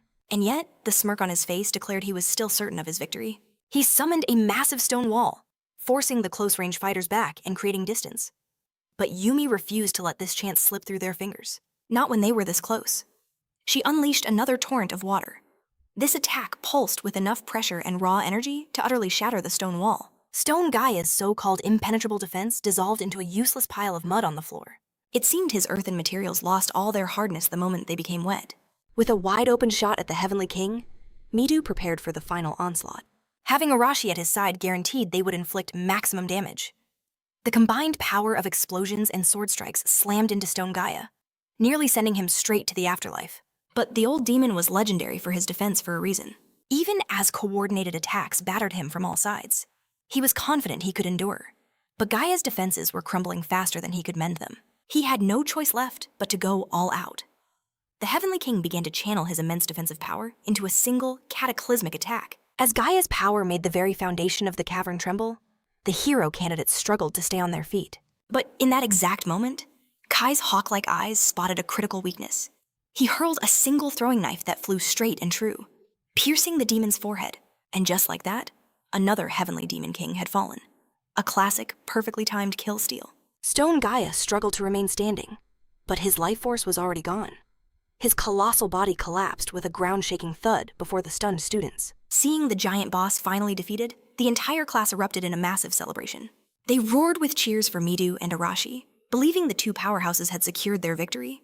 But both of them knew the truth. This win wasn't theirs. They both felt it. A third party had intervened at the very last second. Arashi inspected the demon's body and found a blood-soaked throwing knife. He picked it up and instantly knew who was responsible for the final blow. The realization hit Arashi, and a deep wave of annoyance washed over him. Midu glanced up, tracing the knife's trajectory to a small crack in the ceiling. He was now certain Kai had been the one to end it. Arashi still couldn't stomach that sneaky bastard's methods. Just then, Narumi ran over to the supposed MVPs, flashing a huge, proud grin. Midu forced an awkward smile, agreeing that they'd won. But he knew he was no hero today. Their original plan, the one that relied on Yumi's powerful water magic, was supposed to be the key to victory. Standing at death's door, Midu felt the demon unleash a terrifying storm of mana. He realized their strategy was like a child's game against that raging inferno. That's why Kai had to intervene at the most critical moment. Hashimoto saw the shadow lingering on Midu's face, even amidst their victory, and told him to join the celebration. Midu desperately wanted to tell her the truth, but she didn't give him the chance. What mattered was that one of the four Heavenly Kings had fallen. No matter how it was achieved, that was a legendary feat worthy of celebration. Midu was swept into a sea of his cheering classmates. He saw their ecstatic faces and triumphant smiles, and had to admit it felt good. A win is a win, no matter the cost. But the ever-proud Arashi couldn't bring himself to smile, knowing the credit wasn't his to claim. His crew, completely oblivious, just kept hyping up their hero. But Arashi quickly shut them down. He made it crystal clear he was not the one who defeated the Heavenly King. One of Arashi's friends, who witnessed the final moments, just assumed it was a last-hit steal. He argued that the entire team had worked together to corner the great demon. Midu seized Stonegua's head and climbed the watchtower. He held it high for all to see, his voice booming that they had slain the Heavenly King of Earth. He then commanded the demons to surrender in the name of their fallen commander. A wave of utter shock paralyzed the demon forces. Their weapons clattered to the ground the moment they saw their master's severed head. Captain Amelia seized this moment of weakness, letting out a piercing cry of victory. Her roar ignited the morale of every human warrior on the field. Heinrich, though battered and bruised, was just glad the hero candidates had secured the win. Soon after, humanity swiftly reclaimed control of the critical stronghold for Arl. Meanwhile, Kai and Mir continued their covert mission in the shadows. Mir wondered how the humans won, since their armies seemed evenly matched. Kai explained that the Demon King's army depends entirely on its charismatic leaders. When a commander falls, their organized resistance completely collapses. He pointed out this was exactly what happened when they defeated Vimberg. After Wimberg fell, not a single demon even attempted to chase them. Kai saw this reliance as a fatal weakness in the demon army's structure. Mir then questioned if Kai should have even landed the final blow, since his plan was to support his classmates from behind the scenes. Honestly, Kai had no other choice. Stonega's transformation unleashed a murderous aura so powerful that if Kai hadn't intervened, the entire class would have been annihilated. Besides, he was simply doing his job as an assassin. He could only hope Midu and the others would understand his decision. He might not show it, but his tone was laced with a fierce protectiveness for his friends. Quickly changing the subject, Kai told Mir to just call him by his name. The sudden intimacy caught her completely off guard. The elf girl blushed a deep crimson and stumbled over her words. After taking a moment to calm her racing heart, she shyly asked if she could truly call him Kai. He assured her that level of familiarity was more than welcome. Kai turned just in time to see her face glowing red. She tried her best to play it cool, but it was a spectacular failure. With this battle, Kai had now slain 2 of the 4 Heavenly Kings. That's half of the Demon King's top generals, completely wiped out. But we can't forget, the Demon King also has descendants, and their power is said to be on par with Isabel's. The journey to finally defeat the Demon King is still a long and treacherous one. Now, our scene shifts to another corner of the world, where a beast-eared maiden is being hunted by sinister figures. She was battered and covered in wounds, but her defiant spirit was still burning brightly. The demons chasing her admired her courage, but her body was clearly screaming its limits. Elsewhere, a young demon lord shares incredible news with his subordinate. He has finally captured the princess. With her capture, the Beastmen Federation was as good as finished. A week has passed since the fall of the Heavenly King of Earth. Fort Arles has become a bastion of human hope, and a wave of celebration sweeps through the kingdom. The army's triumph has lifted everyone's spirits. The knights are fired up, and the hero candidates have become living legends. Seen as humanity's greatest hope, the king personally summoned Midu, the class leader, to commend him for his heroic deeds at Fort Arles. He was made a lord and an official knight, but the moment he escaped the stuffy throne room, all he wanted was to relax and grab some tea with his friends. Hashimoto found it quite amusing that their so-called brave leader was so unnerved by royal etiquette. Amelia teased him as well, but Heinrich completely understood. Midu was never one for the rigid customs of nobility. It was a good thing they gave him a crash course in etiquette before the ceremony. It helped his audience with the king proceed as smoothly as possible. Midu's greatest fear was disrespecting the king and bringing shame upon his entire class. But Heinrich was worried that Midu was getting too entangled in the kingdom's politics. As an official knight, he would now carry heavy new responsibilities. Love it or hate it, Heinrich understood the intricate dance of noble society, making him the only one fit for the job. Everyone knew the church was the true power behind the throne. In fact, Meidu's new knighthood was commanded by the Pope himself. And with that knighthood, Meidu was now officially the captain of the 11th Knight Corps. This new squad was dubbed the Heroes Corps, a unit packed with hero candidates, the single most powerful strike force in the entire kingdom. But Meidu couldn't help but wonder, was this new title a recognition of his power? Or was he just becoming another pawn for the church? Heinrich admitted that unraveling the tangled web of state power and authority would take an eternity. But regardless, Meidu now stood on equal footing with the other captains, a position that came with heavy responsibilities. Meanwhile, at the fort's edge, Meyer and Kai met with Kaki to get a report on the local gangs. Kaki revealed it was Meidu himself who had pushed for a position of command. To Meyer, it just seemed like a well-deserved promotion. Nothing more to it. But the truth was far more calculated. The kingdom wanted to forge Meidu into a symbol for the masses, proving that the hero candidates were firmly under their control. No matter how you looked at it, this was a dangerous development. Thankfully, Kai remained laser-focused on his singular goal, finding a way back home.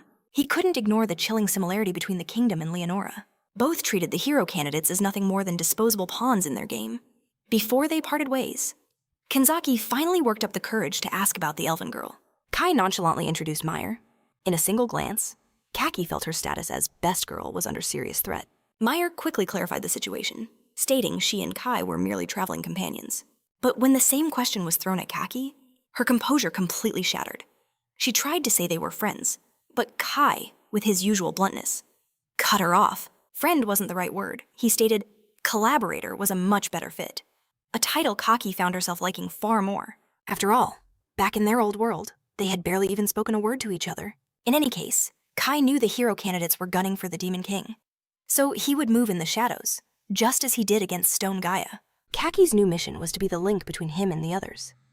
As Kai prepared to leave, Kaki begged him to let her come along. Kai sized her up, then flatly rejected the request. But deep down, he knew he needed her. She was his only way to keep an eye on everyone else. Many of the candidates wouldn't agree with his methods, making Kanzaki's loyalty absolutely critical. Kanzaki, putting on her best tsundere performance, reluctantly accepted her role.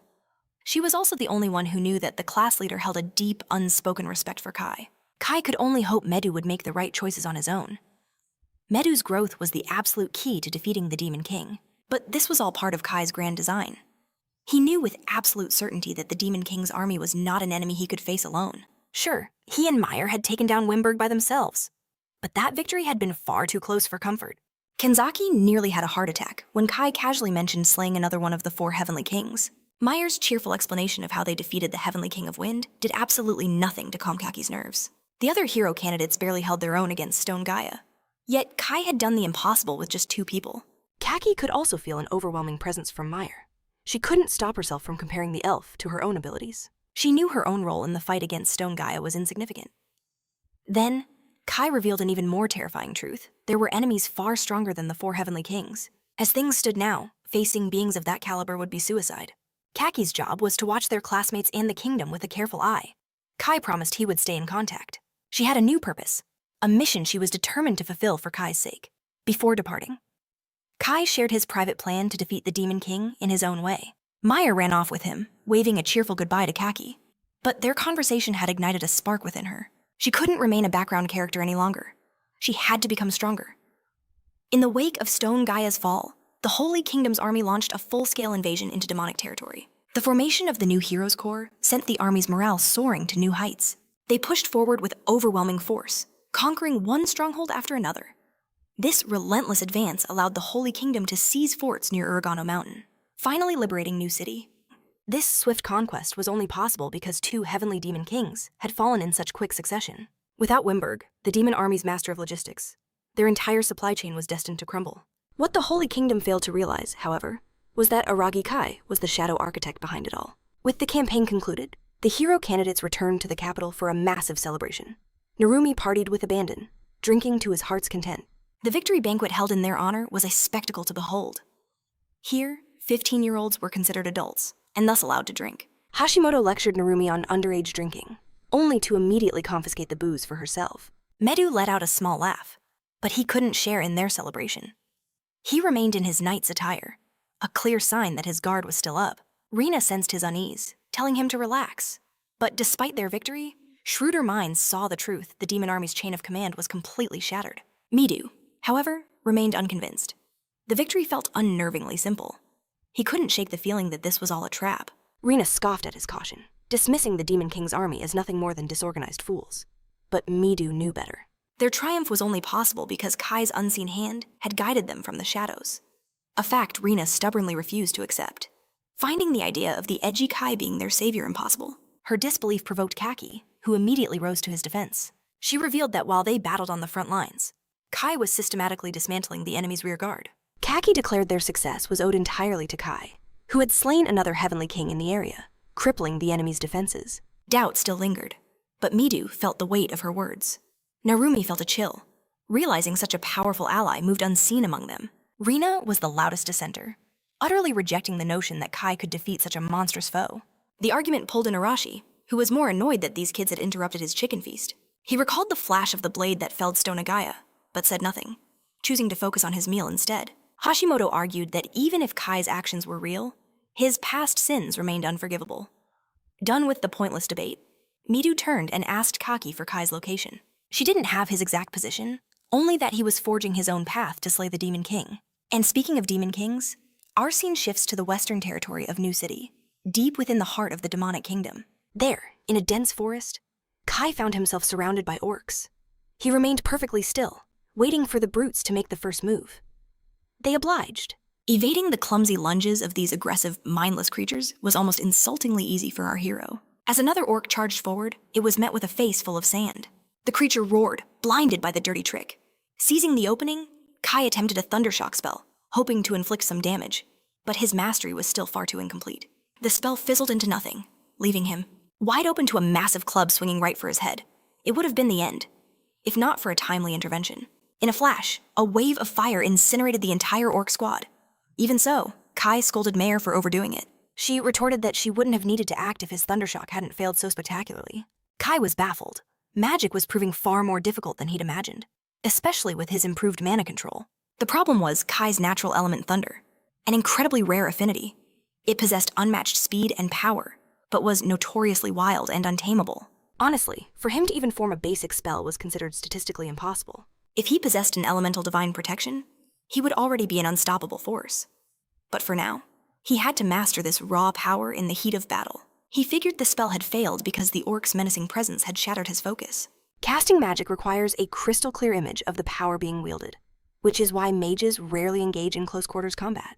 The concentration needed is immense, but Kai had to be different. He needed to find a way to weave magic between dagger strikes, at point-blank range. Kai knew he needed to forge a completely new and unpredictable power to stand a chance against the Demon King. That's why he was grateful for Mare's guidance, and all the knowledge she possessed as the sage's disciple. As Mare was busy having a shy, cute moment, Kai's senses flared. An unwelcome presence was closing in. In that instant, a new horde of orcs swarmed them from all directions. For Kai, however, this was a perfect opportunity. With the entire orc tribe descending upon them, he now had an endless supply of targets to practice on. Moments later, the horde grew even larger. This time, it wasn't just orcs. All manner of beasts and demons emerged from the shadows to join the slaughter. Grotesque monsters poured in, each more hideous than the last. But Kai didn't care about their numbers. All he saw was a chance to perfect his thundershock. This time, the spell manifested, sending arcs of lightning lashing out at his enemies. But beyond the initial flash and sizzle, it held no real destructive power. Sure, it singed a little skin, but it was far from a killing blow. Still, he had successfully cast it in the heat of battle. Even if it packed zero punch, an orc lunged from his blind spot, but Kai evaded with fluid grace. He vaulted into the treetops, showcasing a speed and precision the monsters below couldn't possibly comprehend. While they were stunned by his incredible aerial maneuvers, the beasts completely missed the rain of blades descending from above. Each dagger found its mark, striking a vital point and felling an orc in a single, messy strike. Kai's daggers were his true weapons, infused with mana. He threw them with lethal accuracy and overwhelming force. His magic, on the other hand, still needed serious work. As he was lost in thought, a colossal white ape ambushed him from the canopy. A fatal mistake. In the next moment, its blood rained down from above. The ape was an easy kill, dispatched with a single, clean decapitation. Perched high in the canopy, Kai's mind raced, but a new threat emerged from the skies. Vicious flying monsters were joining the fray. To counter this aerial assault, he dropped silently to the forest floor, patiently waiting for the perfect moment to strike. With laser-like focus and lethal precision, he eliminated every single one. Then, Kai vaulted back into the treetops, using the dense foliage to create distance from the horde. However, a cunning beast unleashed its raw power, shattering a massive tree with one devastating blow. The sheer number of enemies was overwhelming, a tide of claws and fangs. Yet through it all, Kai remained perfectly serene. Deep within the horde, a formidable presence made itself known. It was a boss monster, the perfect opponent to test his newly honed skills. Kai's hands tightened around his twin daggers, his piercing gaze already plotting a path to victory. Nearby, Mir unleashed a relentless storm of magic, incinerating the endless waves of monsters with pure destructive power. As long as her mana endured, she was an unstoppable force. But Mir knew this was a trap they had to escape. Staying here would only lead to exhaustion. Fortunately, Kai was on the exact same page. It was time to move. They began their retreat, but not before Kai carved a path of crimson through the enemy ranks. The duo moved with incredible speed and stamina. It wasn't just the overwhelming numbers. The level of these creatures was alarmingly high. This was the price of venturing deep into demon territory. Demons held dominion over lesser beasts, making this land their exclusive, deadly domain. They pushed onward until their path abruptly ended at the edge of a sheer cliff. From that vantage point, the demonic kingdom sprawled before them. It was a breathtaking, yet terrifying sight, teeming with grotesque creatures under a hostile sky. About a week after their reconnaissance mission, the true war finally erupted back in the human kingdom. Buoyed by their recent victories, humanity launched another campaign to reclaim demonic lands. Confidence was running dangerously high. But this time, a devastating shock awaited them. As they advanced through the forests, their greatest threat wasn't the demons themselves. It was the monsters. The beasts in this region were on an entirely different level, both in sheer numbers and terrifying strength. It was a nightmare they had never imagined. While the hero candidates and elite knights held their ground, the rank-and-file soldiers were being slaughtered. Amelia fought desperately to protect her, troops with brilliant formations, but the tide was just too strong. Even Heinrich was forced to admit the grim reality. They were utterly outclassed by the demon's strategy, and the demon army hadn't even revealed itself. This could only mean one thing: a powerful demon was nearby, orchestrating this entire massacre. And Medu's intuition was terrifyingly accurate. A high-ranking demon was indeed pulling the strings. Her name was Elsa, and her goal was to shatter the might of the human army. She saw the monsters as nothing more than disposable pawns. Her plan was brutally simple. Once humanity's forces were exhausted, the true assault would begin. And that moment had now arrived. The Demon King's vanguard appeared, and Medu screamed to the commander that they had to retreat immediately. Commander Amelia realized with dawning horror they'd been outplayed. Their only chance for survival was a full-scale retreat. But this desperate escape would come at a terrible cost, paid in the lives of the soldiers holding the rearguard. Even the demons were taken aback. They never expected humanity's forces to crumble so easily. They had prepared for a brutal fight, but it took so little to break them. The demon soldiers praised their brilliant commander, Elsa, for the flawless victory. This overwhelming victory would carve deep fear into the hearts of men, making them hesitate before ever invading again. They would now understand the true terror of the demon race. Moreover, the demons had just conquered the Beastmen Federation. This victory allowed them to focus all their might on the human front. For the demon soldiers, the outcome of this war was already decided. Meanwhile, from a safe vantage point, Mayer and Kai observed the entire devastating battle in silence. The intelligence they'd gathered on the Beastmen was deeply unsettling. But for Kai, an insatiable seeker of knowledge, it wasn't enough. Back on the human front, the Holy Kingdom's battered army retreated to the nearest settlement. Medics worked tirelessly, tending to the endless stream of wounded soldiers. The leadership convened an emergency meeting to analyze the catastrophe. They had successfully reclaimed their borderlands. But the moment they set foot in demon territory, they were annihilated. The situation was grim, and they were desperate for a new strategy. Their greatest obstacle was the endless tide of monsters that swarmed the demonic lands. Without a countermeasure, pushing into enemy territory was nothing but a fool's errand. They were stunned by the advanced tactics the demons employed. Until now, the Demon King's army had relied on brute force alone. But now, it was clear they were finally taking humanity seriously. Midu knew they were facing a cunning mastermind, a high-ranking demon orchestrating this wave of monster attacks. Scout reports offered a path through the forest of monsters, but that was a death trap in disguise. The forest was a vast, unforgiving labyrinth with few safe passages.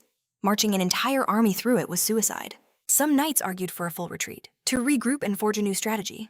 They had reclaimed lost territory, yes, but their last expedition came at a devastating cost. In their victory high, they had pushed too far, and now they were paying the price in blood. Their soaring morale had been their greatest weapon. But now, that fighting spirit was utterly shattered. Hashimoto broke the silence, reminding them their ultimate goal was the Demon King. But if slaying the Demon King was so simple, they would have never reached this breaking point. When pressed for a plan, Hashimoto suggested bolstering their ranks, but that would only make them a bigger, slower target, leading to even greater casualties. More soldiers wasn't the answer. It would only mean more souls to be sacrificed on the battlefield. So, Midu offered a different path. Not more soldiers, but a specialized force of elite warriors. Amelia's eyes lit up with agreement. After all, their current army already consisted of the absolute best fighters they had. Forging these elites would drastically increase their chances of survival. It would take time, but it was their most logical path to victory. The knights embraced the plan, but a cold dread settled in Midu's gut. He realized the kingdom's ambition and the hero's desire were worlds apart. Midu and his friends had one mission: defeat the Demon King and find their way home. But the Holy Kingdom was playing the long game, focused only on its own preservation. Their top knights were content with the stalemate, terrified of risking what little they had. Hinrik saw the conflict raging in Midu's eyes and urged him to speak his mind. The truth was, this campaign to kill the Demon King could drag on for years, and that was a luxury of time they did not have. Amelia's own calculations predicted it would take 2 years just to regain their former strength. Everyone wanted the Demon King dead, but they lacked the overwhelming power for a decisive strike. For now, the knights were satisfied with simply taking back what humanity had lost. Midu saw their logic and knew the consensus had already been reached. Still, his heart ached for his classmates. He knew the longing to return home burned fiercely within each of them. After the council adjourned, Heinrich, the noble captain, saw the turmoil etched on Midu's face. He stated plainly that Amelia's choices were forged from her duty to protect the kingdom. To alter their destiny, they needed more power and influence things they currently lacked. Heinrich warned Midu against any rash decisions. His words were blunt, but they were meant to be a shield. The captain then asked a piercing question. Did Midu want to watch his friends die? He drove the point home. That impatience now would only lead to their utter annihilation. And while the hero candidates possessed incredible power, they were still far from their true potential. It was far wiser to hone their skills for one final, unstoppable assault. Every one of them dreamed of returning to their own world. That was undeniable. But being completely wiped out by demons was a far worse fate than 2 more years of training. Midu understood this harsh reality. If Hinrik hadn't saved them during their first clash with Stone Gaia, they'd all be dead. The demon world, after all, devours the weak, spawning creatures even more terrifying than the 4 heavenly kings. The kingdom was betting everything on the hero's potential to grow. Finally seeing the entire board, Midu accepted the painful decision and prepared to brief his team. For him, the lives of his friends were absolute. In that moment, Midu's resolve turned to steel. He made a silent vow to bring every single one of them home, no matter how many years it took. But when he told the others their time in this world was being extended indefinitely, the reaction was explosive. The question hung heavy in the air. How long with a heavy heart? Hashimoto admitted it would be a minimum of 2 years. 2 years? An eternity of training. But it was infinitely better than walking into a meaningless death. But for one person, this compromise was an insult. Arashi.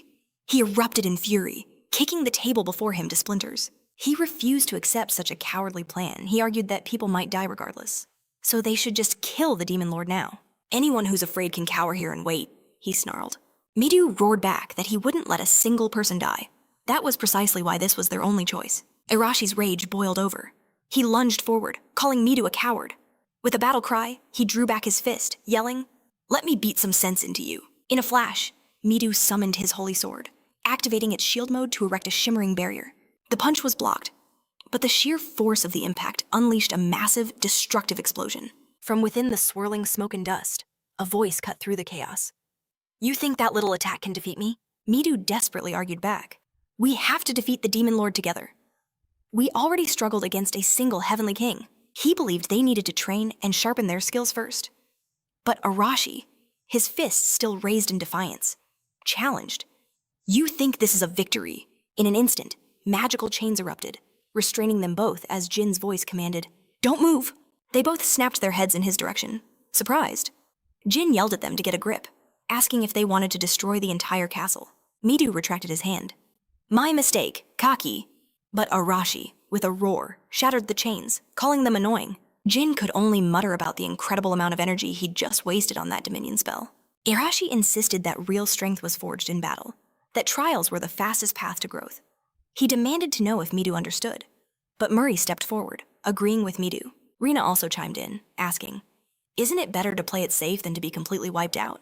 Hiki added that this world was no joke, and Satoshi didn't want to die because of someone's impatience. But Carrie timidly raised her hand. Siding with Arashi, Rina asked her why. Carrie explained that while she understood Midu's point, she had to get home as soon as possible. Yumi acknowledged that everyone felt that way. Carrie's eyes filled with tears as she confessed that her sick mother was all alone back home. She saw a vision of her mother, frail in her sickbed, her heart filled with worry. Tao also threw his support behind Arashi, revealing he was the sole guardian for his younger sister after their parents abandoned them. He had to get back to protect her. Sayori lowered her head, admitting her own reasons weren't as dire. But her family must be frantic with worry. She couldn't force them to wait another 2 years. As they spoke, a wave of sorrow washed over the others. Midu saw their expressions, and his conviction began to crumble. Narumi loudly declared he had about 3 girlfriends waiting for him and was desperate to return. Mir commented on his audacity. Atsushi just smiled, stating they would always be Arashi's allies. Kina agreed, declaring that following Arashi was the only correct choice. Even Akira, though hesitant, felt he had to trust Arashi's decisiveness over Midu's caution. Arashi turned to face Midu, a triumphant look in his eyes. You heard them! Midu hung his head, speechless, his mind racing. What was he supposed to do? Arashi strode forward confidently, his voice ringing with authority. There's no need for any more discussion. He walked out the door, announcing, I'll act on my own. Anyone willing to risk death for a chance to go home, come with me. His supporters followed without a second's hesitation. Carrie also turned to join them. Rina and Yumi cried out her name, trying to hold her back. But Carrie closed her eyes, choosing to follow her heart. She apologized to Rina and joined Arashi's group. Those who stayed behind watched them go, their faces filled with dread. Murray asked Narumi why he wasn't going. He just replied that they needed a liaison. Jean was torn, wanting to follow Arashi for his grandfather's honor. But Shinju's warning to stay echoed in his ears. Outside, Kai and Mir returned, standing before the departing group. A voice roared, What do you want, you bastard? The crowd, ready to leave, grew hostile at the sight of Kai. Shinju, how dare you show your face here? Akira snapped at them to calm down. Kai glanced over at him. Arashi glared down, warning, We don't have time for you. If you don't have a damn good reason for being here, you'll pay the price. Kai's expression turned serious. You're right. I think it's time for some honesty. I want to borrow your strength. The request left Arashi completely stunned. Just moments before, he and Meyer were listening from the shadows. She had turned to him and asked, Your classmates are arguing. Are you sure they'll be all right? Kai had replied, I don't know, but both sides have a point. Midu is right that they can't do this alone. On the other hand, the Holy Kingdom's strategy is far too passive. And what Arashi said about waiting 2 years is true. But his path is far more dangerous. Mir then asked Kai, If it were you, what would you do? He raised his hand. There are 3 ways to break the current stalemate. First, we change the minds of the Holy Kingdom's leaders. We force them to act. As long as I can return to my world, nothing else matters. But I doubt Midu would ever agree to that plan, Mir asked. What's the second option? Kai answered. We do what Arashi proposed. We use guerrilla tactics. Based on our intel, the Demon Kingdom isn't a monolith. If we cause chaos in their rear ranks, we could spark a civil war. Though, I don't think Arashi has the cunning for that. Mairi, having witnessed his hot-headed nature, had to agree. So, what about the third option? A cunning smile spread across Kai's face. We use the information we have to make our move. We'll gather more intel. If everything goes according to plan, we can gain powerful allies. Ultimately, we'll force the Demon Lord's army to react to us. Back in the present, sitting around a fire with Arashi's group, Kai laid out his plan. Arashi frowned. What the hell is a cat tribe princess? Kai's face was grim as he replied. She's the daughter of the cat tribe's chief, and it looks like she's been captured. She's a major figure in the beast tribe, no doubt about it. He added, I had to persuade a few demons to get this intel, so I'm confident in its accuracy. Hearing him say that, a shiver ran down the girl's spines. He was terrifying. Akira eyed him suspiciously, wondering who this man with a pistol truly was. Ino, however, simply thought he looked cute. Arashi, tearing into a piece of meat, cut to the chase. Enough games. What's this nonsense about a princess? What's our business with the beastmen anyway? Atsushi asked if they were just animals with ears and tails. Kinta's eyes lit up. I want to see them. They must be so adorable, Arashi roared. Will you all just shut it? Kai took control. Now, let's discuss the mission. First, you all know about the Beastman Nation in the Southern Territory, right? Akira asked. The Grand Donna Beastman Federation, Kai confirmed. It was a nation that remained neutral. Arashi scoffed at the idea. You want us to ask them for help? He sneered. They're nothing but a pack of cowards, terrified of demons, my companion interrupted. Their soldiers are stronger than you realize. Their senses and physical abilities are on another level. They've fought off the Demon Lord's invasions multiple times. Arashi shot back, questioning why they were so passive now. Then I smiled, explaining they weren't powerful enough to annihilate the demon army, which had focused its wrath on humans. Kai then stated the main point. If the Holy Kingdom and the Beastmen were to join forces, victory would be within their grasp. Akira understood. I see. So the princess is our key? Carrie asked. We just need to rescue her and use her as a bargaining chip, Kai replied. That's the gist of it. I've already scouted their supply route. I need you all to be the bait. His gaze was deadly serious. Devastate the area with your explosions while I make my move from the shadows. Akira cut in. I understand the logic. But why hasn't the Holy Kingdom already tried to secure their cooperation? Kai exclaimed. An excellent question. Nanomiya, I answered. The Federation hates demons, but for generations. Humans have oppressed the Beastmen, calling them inferior. Because of that history, the Beastmen despise humans. Carrie looked worried. So asking for their help will be almost impossible, right? Kai added. But with the cat tribe's princess captured, the entire situation has shifted in our favor. I smiled. Beastmen are known for honoring their debts. Once we save her, negotiations become possible. After the plan was laid out, a heavy silence fell. Kai pushed them. It's a gamble worth taking, isn't it? It's not like you have any better ideas. Arashi shot to his feet. You just show up and start making these insane demands. You always act like you know everything. Chao's calm voice cut in, reminding Arashi that his decision would affect all of their lives. Arashi trembled, gritting his teeth in frustration at Kai. Everyone waited. Finally, he made his choice. Fine, we'll do it your way. The next morning, Kai and Arashi's group began their high-stakes mission. Carrie spoke up. We've been heading south this entire time. Are you sure about this? Kai was certain. Yes, the Grand Donna Federation is to the south. The demons, however, are transporting their prisoner north. Our target is a road that cuts through the forest, south of the Demon Kingdom's border. A perfect ambush point, Akira realized. So, to be precise, we're infiltrating the Demon Kingdom. Is there a chance we'll be discovered? Kai reassured them all. Don't worry, I've already mapped the routes. The path will be rough, and crawling with monsters. A lot of monsters. Akira wondered if their carriage could even get through. Kai added, There's one more important detail. If we face overwhelming danger, we can rely on our special abilities, right? Tomoko replied excitedly.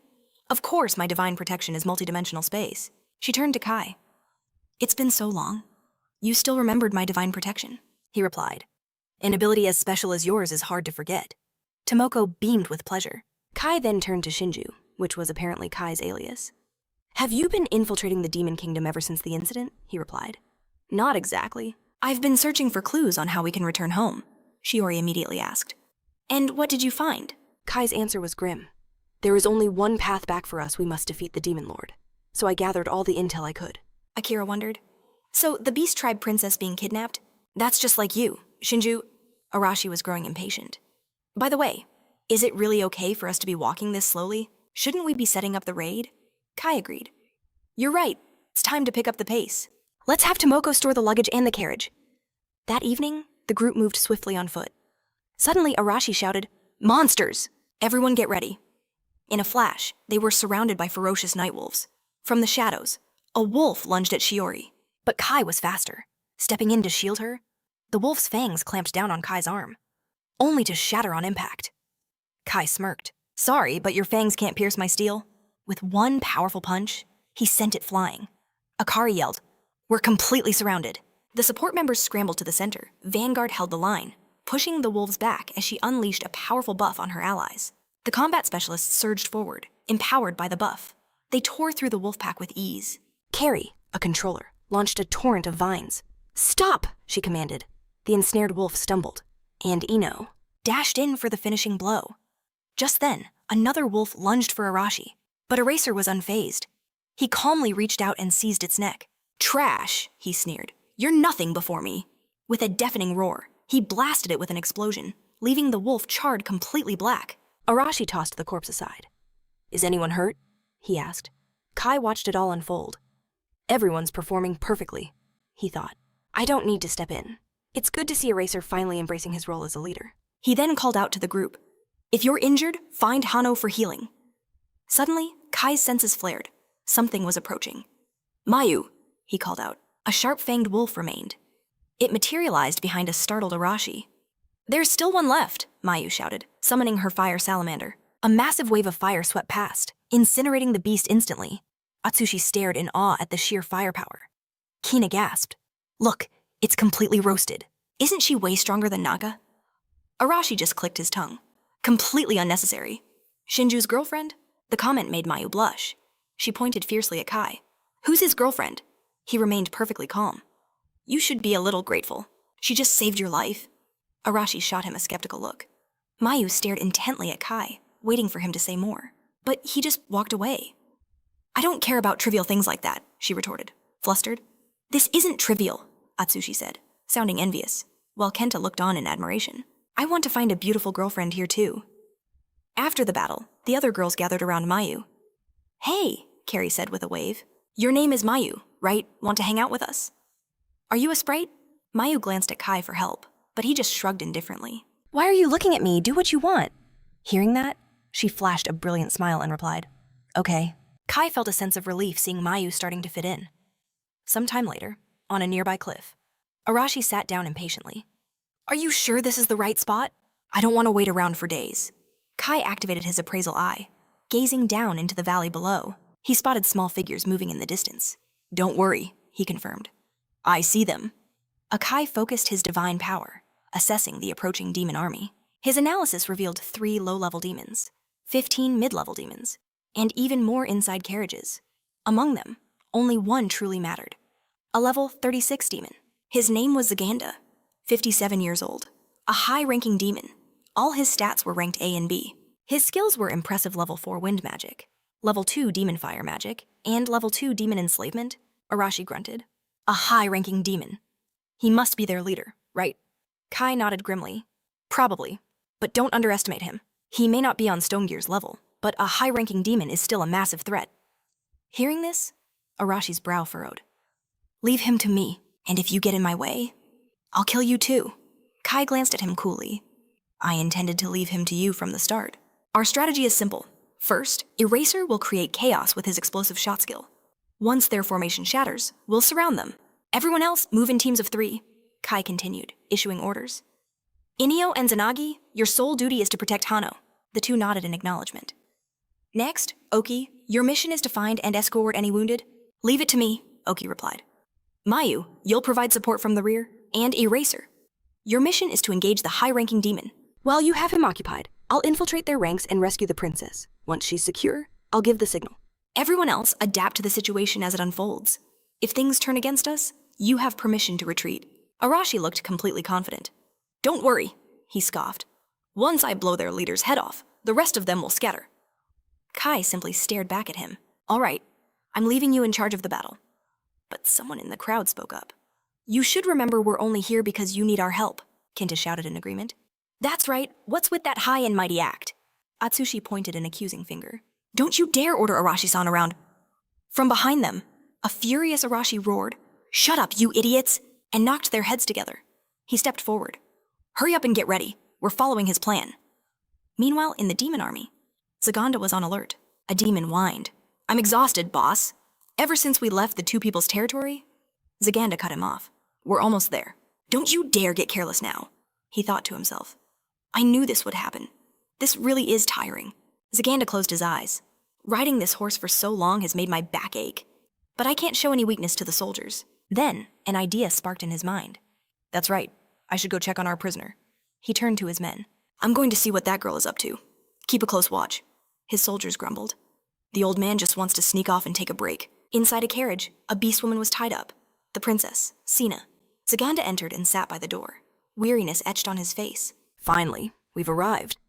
He rubbed his chin, a smug look on his face as he stared at Sina. So, princess, what do you think? We're almost at the city where you'll be imprisoned for good.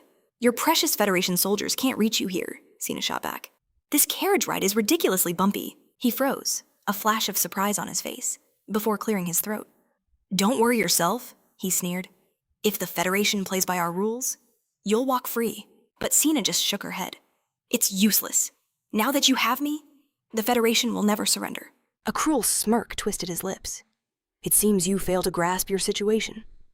But her spirit remained unbroken. If you think a simple kidnapping will break them, you're a bigger fool than I thought. A flicker of rage sparked in Zaganda's eyes. Watch that sharp tongue of yours. He lunged, his hand grabbing the front of her shirt, tearing the fabric. Sina was stunned into silence. His vile tongue slithered out. Let's see if you taste his. I'll teach you your proper place. But the princess's defiant gaze never wavered. As Zaganda's hand crept closer, suddenly, a massive explosion ripped through the air outside, startled. He froze, yanking back the curtain to see, what is going on out there? A demon soldier burst in. We're under attack, sir. It's humans. A flicker of unease crossed Zaganda's face. Humans? More explosions shook the carriage violently. He leaped onto his steed. Counterattack! Show them no fear! The two forces collided in a storm of steel, and magic Atsushai and Kinta cut through the demon ranks relentlessly, while Kai and the others provided crucial support. Zaganda scanned the chaotic battlefield, a seed of doubt planted in his mind.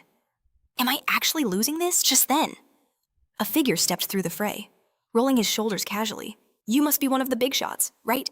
Zaganda instantly summoned his weapon. Who in the blazes are you? Arashi just grinned, clenching his fists. I don't waste my name on trash like you, but if you can entertain me a little, I might just tell you. The insult struck a nerve. Zaganda seethed. He roared, lunging forward. Silence, you whelp! A mere human is nothing before me! He unleashed a devastating attack. Arashi leaped into the air, throwing a powerful punch, but Zaganda's spear intercepted it with a deafening clang. You think that level of power can even scratch me? A flash of concern crossed Arashi's face. Zaganda pressed his advantage, his spear a blur of motion, forcing Arashi to leap back and create distance. Arashi winced, a thought flashing through his mind. He's strong, but he's no match for that monster I fought before. I just need to channel a bit more power. But my blast skill consumes a massive amount of energy. I can only use it 7 more times at this rate. If I drain my divine power, my body will pay the price. All I need is one opening. One clean shot at his head or his heart. He crouched low, pressing his palm against the earth, setting a hidden trap. Meanwhile, Zaganda's mind was racing. These warriors, they're human, and yet they wield divine power. Could they be the hero candidates from the prophecies? He spun his spear, contemplating the possibility. If they're the same ones who took down Windbox and Stonegeyer, then I can't afford to be careless. But how did they track my location so precisely? Their goal is obviously the Beast Tribe princess. Fortunately, I left more than enough guards watching her. Zaganda's eyes narrowed with resolve. I must end this now. I'll crush their leader. He exploded forward, charging directly at Arashi. I'll finish this in a single strike lightning thrust. The attack was impossibly fast, but Arashi dodged just in time. He glanced down at his ripped sleeve, shocked by the demon's sheer speed. Arashi's focus intensified. Zaganda spurred his mount onward, right into the heart of Arashi's trap. A sly smile spread across Arashi's face. Welcome to my minefield. Arashi triggered his skill. Mind Blast! A huge explosion erupted from the ground, catching Zaganda by surprise. What is this power? The blast spooked his steed, throwing it into chaos. Singed and disoriented, Zaganda thought. A trap-type skill. Damn it all, the smoke is blinding me. Arashi rushed through the smoke. Mind Blast is just for setting the stage. Now! I've got my opening. He materialized behind Zaganda, his hand glowing with crimson energy. All I have to do is land a direct hit with Blast. But just as he moved to strike, Zaganda's eyes flashed with insight. There you are. A powerful gale exploded from the demon's spear, Wind Thrust. Arashi grimaced, unable to evade the attack completely. The force of the blow sent him tumbling to the ground. His teammates cried out his name in alarm. Clutching his side, Arashi staggered to his feet. Ugh! That stung. Everyone, stay focused. Zaganda's voice boomed across the field. You're out of energy. You can't even form a defensive barrier. But even so, a primal instinct warned him to be cautious. I see it now. I understand his fighting style. He sets explosive traps. He can detonate anything his hands touch. Zaganda dismounted, a confident smirk on his face. As long as I keep him at a distance with this spear, victory is mine. Arashi watched him, his expression hardening. So that's what you've decided my power is, huh? Zaganda unleashed another wind thrust, forcing Arashi on the defensive. He smirked. This distance is perfect. From this range, your little trick is useless? Arashi simply asked. So, you think you've figured me out? Zaganda's smile widened. It's obvious. You're constantly repositioning for a touch attack. Arashi raised his hand. You're right about one thing, but the one who's completely defenseless is you. He unleashed his true power. Cannon blast. A massive beam of pure energy erupted from his palm. Zaganda's eyes widened in sheer disbelief as Arashi poured even more power into the attack. The world turned white in a cataclysmic explosion. When the light faded, only a massive crater remained. In its center, Zaganda lay broken and motionless. Arashi stood over the wreckage, his coat billowing in the wind. And then, a system window appeared before him. Name Eraser Sunsuk. Age 17. Divine Protection. Skill Explosive Blast. Divine Protection. Mind Blast. Level 2. Divine Protection. Cannon Blast. Level 2. Physical Strength Level 4.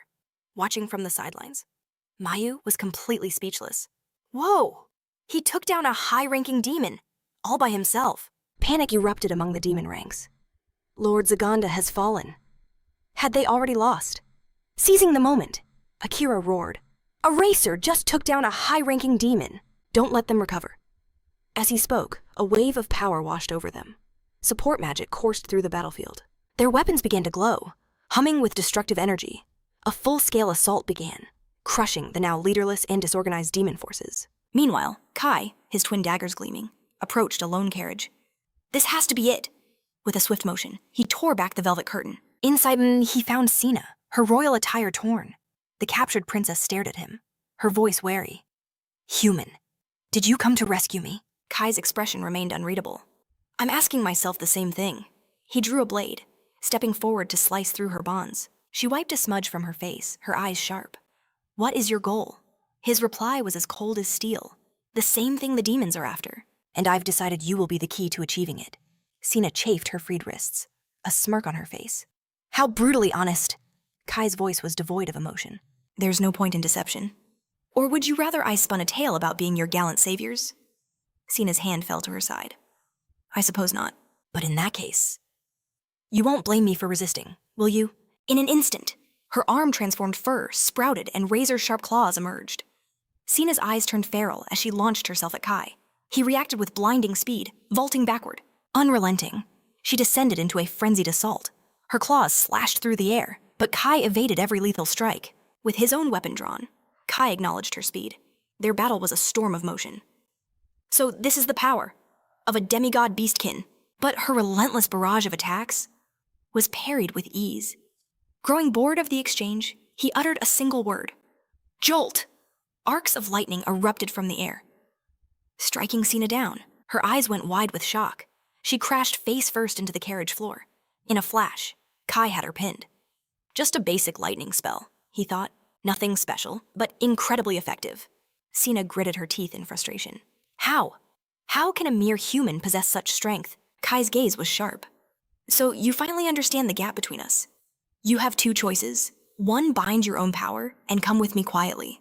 Or two, obey me completely. Realizing she was utterly outmatched, Sina yielded. Fine. Following a human is far better than being a demon's captive. Elsewhere, Arashi's team had already dominated their foes. Bodies of monsters littered the ground. A single survivor trembled, roaring in pure terror. What are these guys? There's no hope of winning? They're the real monsters here. Arashi signaled to Kurichinami, who instantly began weaving a spell. A glowing magic circle appeared beneath the beast. Ethereal vines shot out, ensnaring its legs and slamming it to the ground. Arashi strode forward leisurely, grabbing the creature's jaw in a crushing grip. Deliver a message to your demon lord for me, he growled. We have no interest in his plans. We're just here to take his head. A short time later, the entire party regrouped. Arashi was already holding a massive piece of roasted meat. They left behind an entire carriage full of supplies. Kina took a huge bite. Looks like we're eating like kings tonight. Kaori couldn't help but feel a pang of guilt, but the girl next to her just laughed it off. Meanwhile, Sina sat apart, hesitant to join. It was Kai who broke the silence. What is it? Why aren't you eating? Though the aroma was irresistible, Sina held back. Is it truly all right for me to have some? Arashi ripped off a generous chunk for himself. Man, it's been ages since I've eaten this well. Kai took a sip of soup, his eyes glancing over at the princess. We still have a use for you? It would be problematic if you starved to death, so eat. Hearing his pragmatic reason, Sina finally gave in.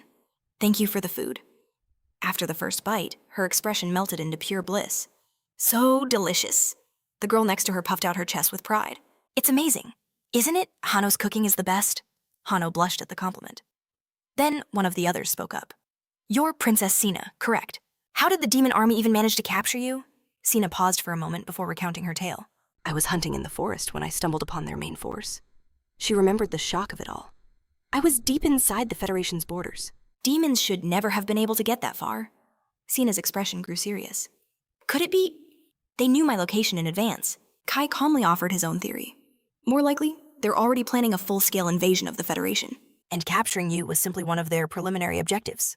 Kaori looked confused. But why her? The girl beside him chimed in. They already invaded the Holy Kingdom, so world domination seems like the next step, right? Sina nodded gravely. That is precisely the Demon Lord's ambition. But what do you humans want from me? Kai was brutally direct. We need you to be our leverage. We intend to form an alliance with the Federation. To eliminate the Demon Lord for good. Sina's eyes widened. Eliminate the Demon Lord? Are you serious? Arashi suddenly interjected. Let's just say we have our own reasons. We're trapped here. We can't go back to our own world until he's dead. A look of understanding dawned on Sina's face. I see now. You're the summoned heroes.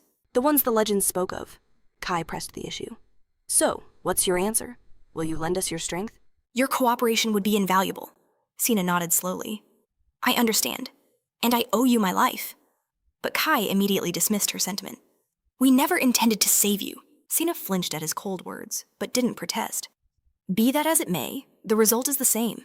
You freed me, and you offered me a warm meal. She then stated her position clearly. Furthermore, to root out the demon influence from my own kingdom, I will need the help of an outside force. Call it a princess's intuition, Sina declared. But I believe there is a traitor high within the Federation's council, and that's where we'll end today's epic chapter. But now, the story is in your hands. On a scale of 0 to 10, what legendary rank would you bestow upon this tale?